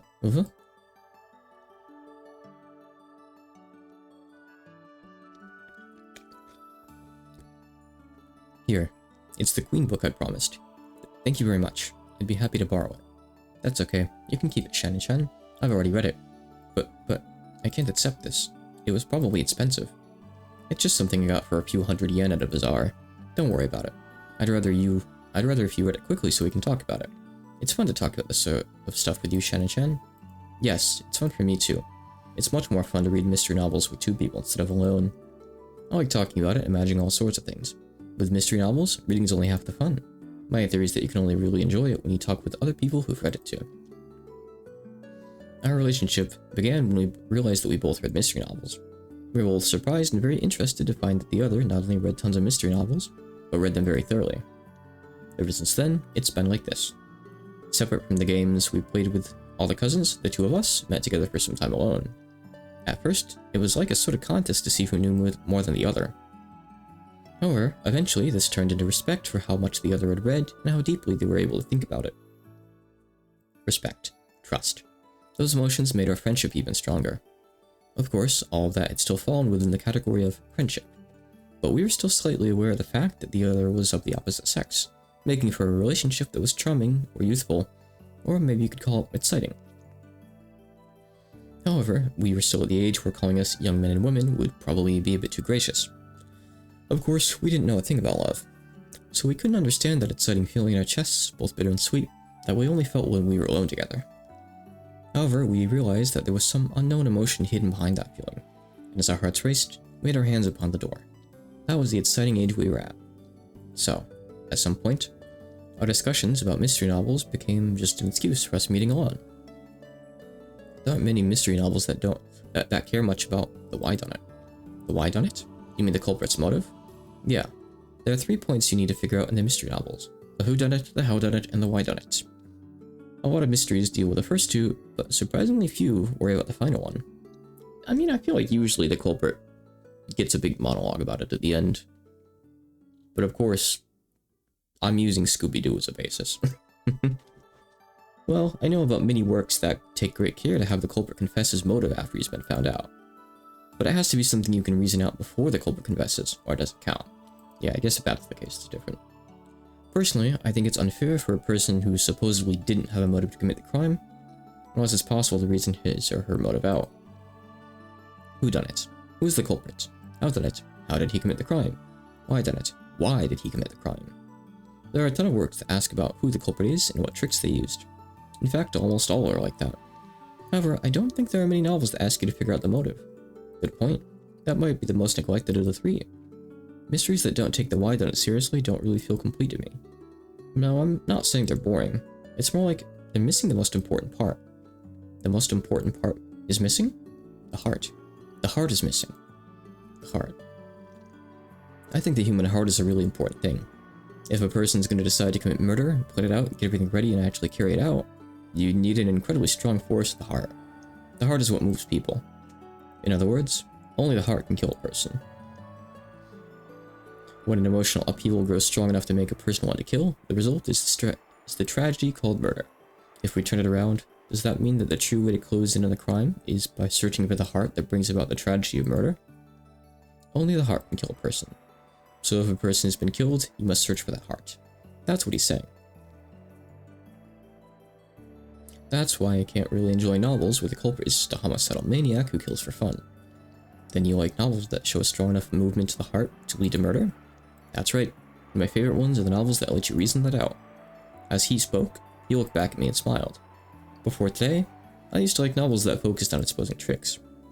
However, I decided to look for novels like the ones he recommended in the future. I don't like neglecting the heart. The heart is what makes people move. Yeah, I think you're right. This isn't limited to the mystery genre. All humans are moved by their hearts all the time.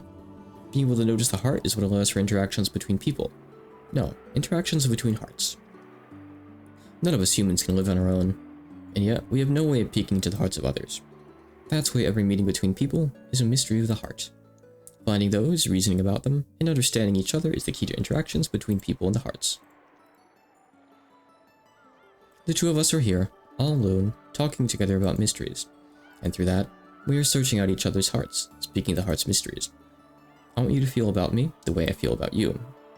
We're both searching, trying to figure out the depths of the other's heart in this mystery of love.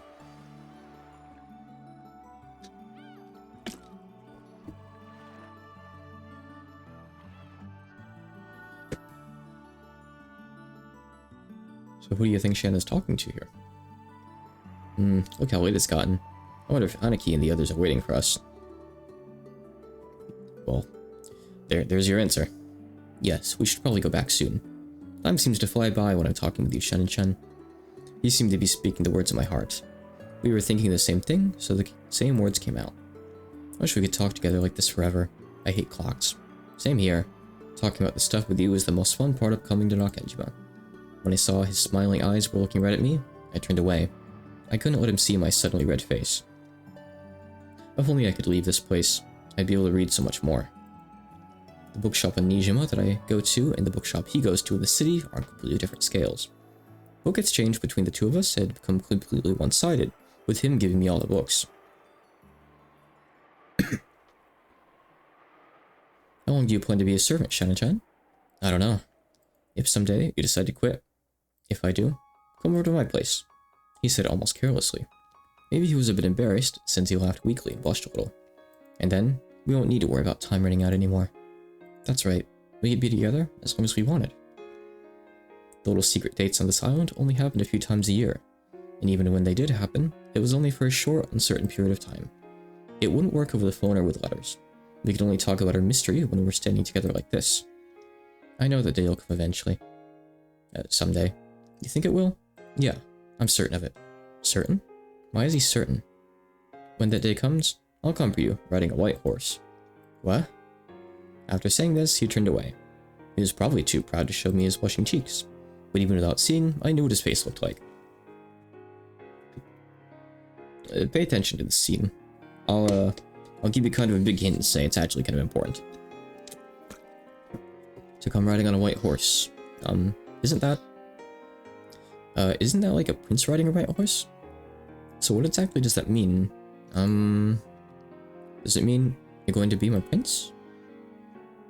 My mind was going blank, so I just couldn't reason out his mystery of love, even though it was all plain and simple. I wonder when that day will come. Anytime you're ready. Huh? My heart skipped a beat. It was so sweet, yet it hurt. Anytime's good for me. This is your life we're talking about, Shannon-chan. You should think about it carefully before you decide. And once you've made up your mind, I'll respect your decision, no matter when you make it. Okay. I'll keep on waiting until that day comes. If only I'd been a bit more foolish and courageous. I could have said then and there that I was already prepared, asked him to take me away from this island right away. But I couldn't say it. I had to think carefully about my future, for both of our sakes. My head was filled with pointless, senseless thoughts. I'm glad. Thank you. Heh. With his back still to me, he scratched his head and laughed.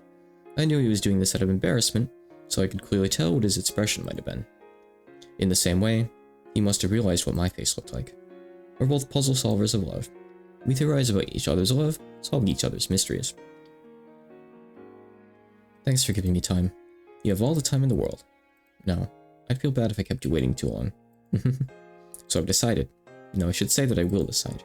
I don't mean that I'll quit my job today, right now. Yes, 1 year. 1 year from now. If, a year after now, you still feel like coming for me on a white horse, and me too. If I still like you a year from now, I'd like to dedicate the rest of my life to you. 1 year from now, right here, I'd like to make my decision. A year, huh? That sounds good. Spring, summer, autumn, winter. That's a good amount of time to look honestly into your heart. So next year, please, come for me, okay? Yep. He responded to my cowardly determination with a quick, strong answer. I'll be waiting for that day to come. Yes, I'll be waiting too.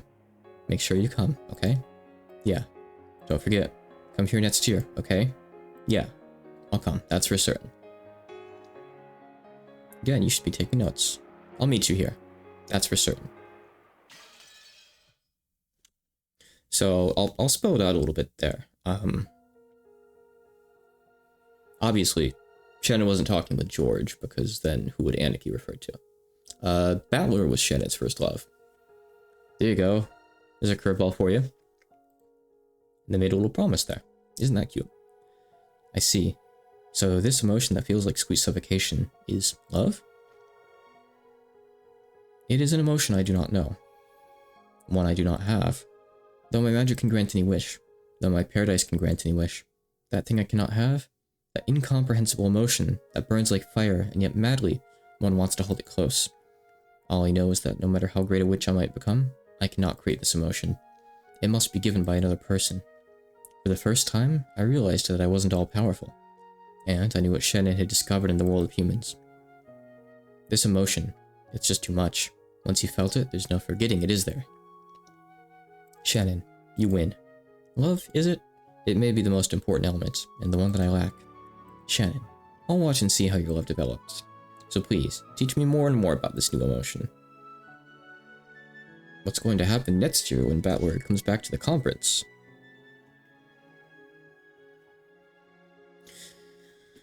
What year is this happening in again?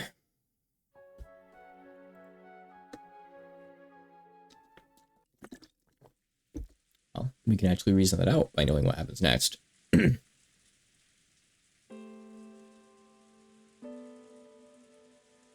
all play Minecraft together.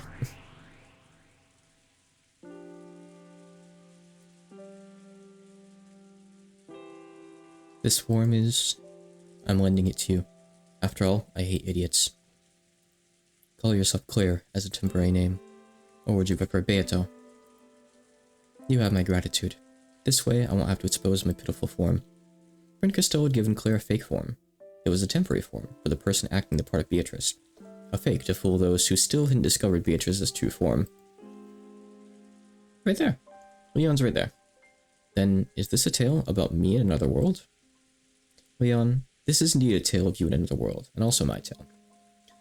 Just a reminder, since it's been almost 3 months, Leon is...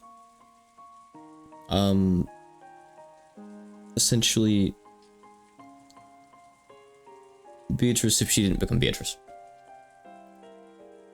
The tale of a world where I live as a witch, not a human. I'm just trying to be careful with my words here, because I kind of forget exactly what the game has and hasn't said. Beatrice if she were simply just Jessica's sister. I'm capable of imagining what-if scenarios for my own life. However, the tale you tell is beyond anything I can imagine. Even so, it's the life that another you has led. But still, that doesn't mean I can accept it easily. Leon suddenly yelled and looked at the floor. Leon already knew. Because of the fragments left by Brent Costello, Leon knew. There was a different world, where Leon lived as the Golden Witch Beatrice. And in this world, eventually, on the day of the 1986 October Family Conference, she would be the ringleader of a terrible crime.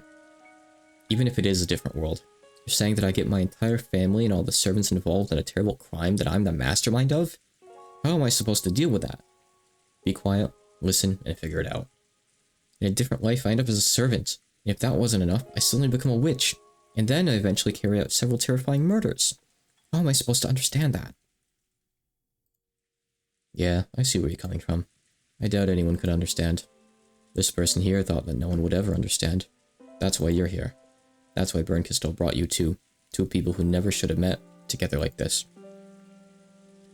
It's not like I had any deep reason for it. It was just a whim.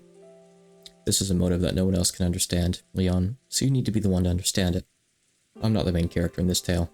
You are. I'm just here to help you understand. You said that you understand the culprit's motive. Yes. Is that motive a satisfying explanation for why I'd kill my entire family? Who knows? That's for you to decide. Even if I say it's satisfying, that doesn't mean it'll satisfy you. You have to decide that. You have to decide that for yourself. I really don't have a clue what's going on. I've seen several crimes called game boards that Beatrice supposedly carried out. And now I'm hearing another me talk about a different life from mine. I remember Will just touched hands with Leon and shared all the previous game boards with her instantly. Trauma. But there's no connection between that and the crime. I don't understand. At this point in the tale, even I could not have dreamed that I would eventually carry out such terrible crimes. In fact, even if I had been able to dream of it, I did not have the power to commit those crimes at that time. Probably. Your misfortune probably came when you solved the epitaph's riddle. Huh? You mean that epitaph about the hidden gold which grandfather supposedly wrote? There exists a system for gaining different accomplices for each crime. Reasoning can lead us to the possibility that the culprit possessed a vast amount of money. We can also envision another system, which involves inviting all to the Golden Land and making all loaves bear fruit. Your accounts update weird sometimes. So it wasn't just the motive. You've already seen that far as well. That's the answer to the final riddle from the 4th game. Their greatest misfortune was solving the epitaph, arriving as the Golden Witch in the truest sense, and gaining magical power.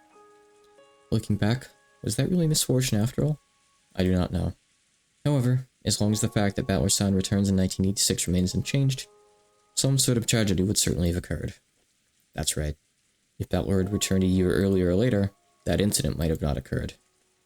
No, some small incident probably would have occurred, and it would surely have been a mysterious, impossible incident which no one could have explained. But even so, compared to the Rakanjiva serial murders, it would have been a tiny thing. If Battler-kun had returned a year earlier or later, then what? Fate can be so filled with irony. It made me walk the path of a witch, and when I saw the epitaph, I became a true witch. Then, 6 years passed and I learned of his return. If all of that was fate, then this crime must have been inevitable and inescapable for me.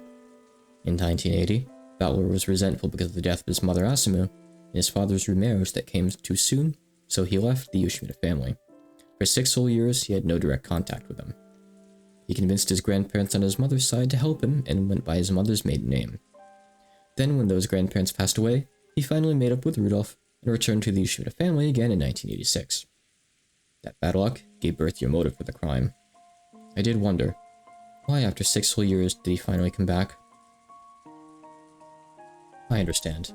In a way, it would have been better for you if he'd never come back. Of course, my suffering would have continued. However, I may have not tainted myself with the unforgivable crime of mass murder. How could Battler-kun leaving create a motive? You've got it backwards. Backwards? The crime didn't occur because Battler left. It happened because Battler came back. The more I think about it, Ushimura Battler was quite a disagreeable man.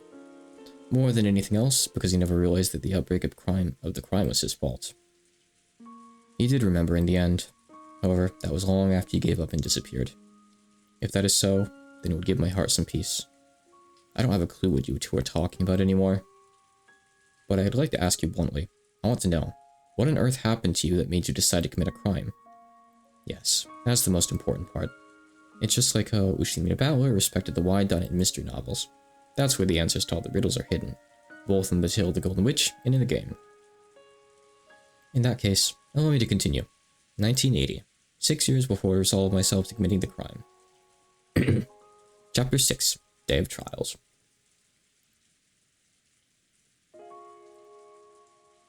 And after the scene transition, that's where we're going to stop. That's a good 2 hours. I think that was like 3 or 4 chapters. 1980, 6 years until the incident. Dawn of the 1980th year. So we go back to Shannon's perspective. Shannon seems pretty important in this whole story, doesn't she? Okay.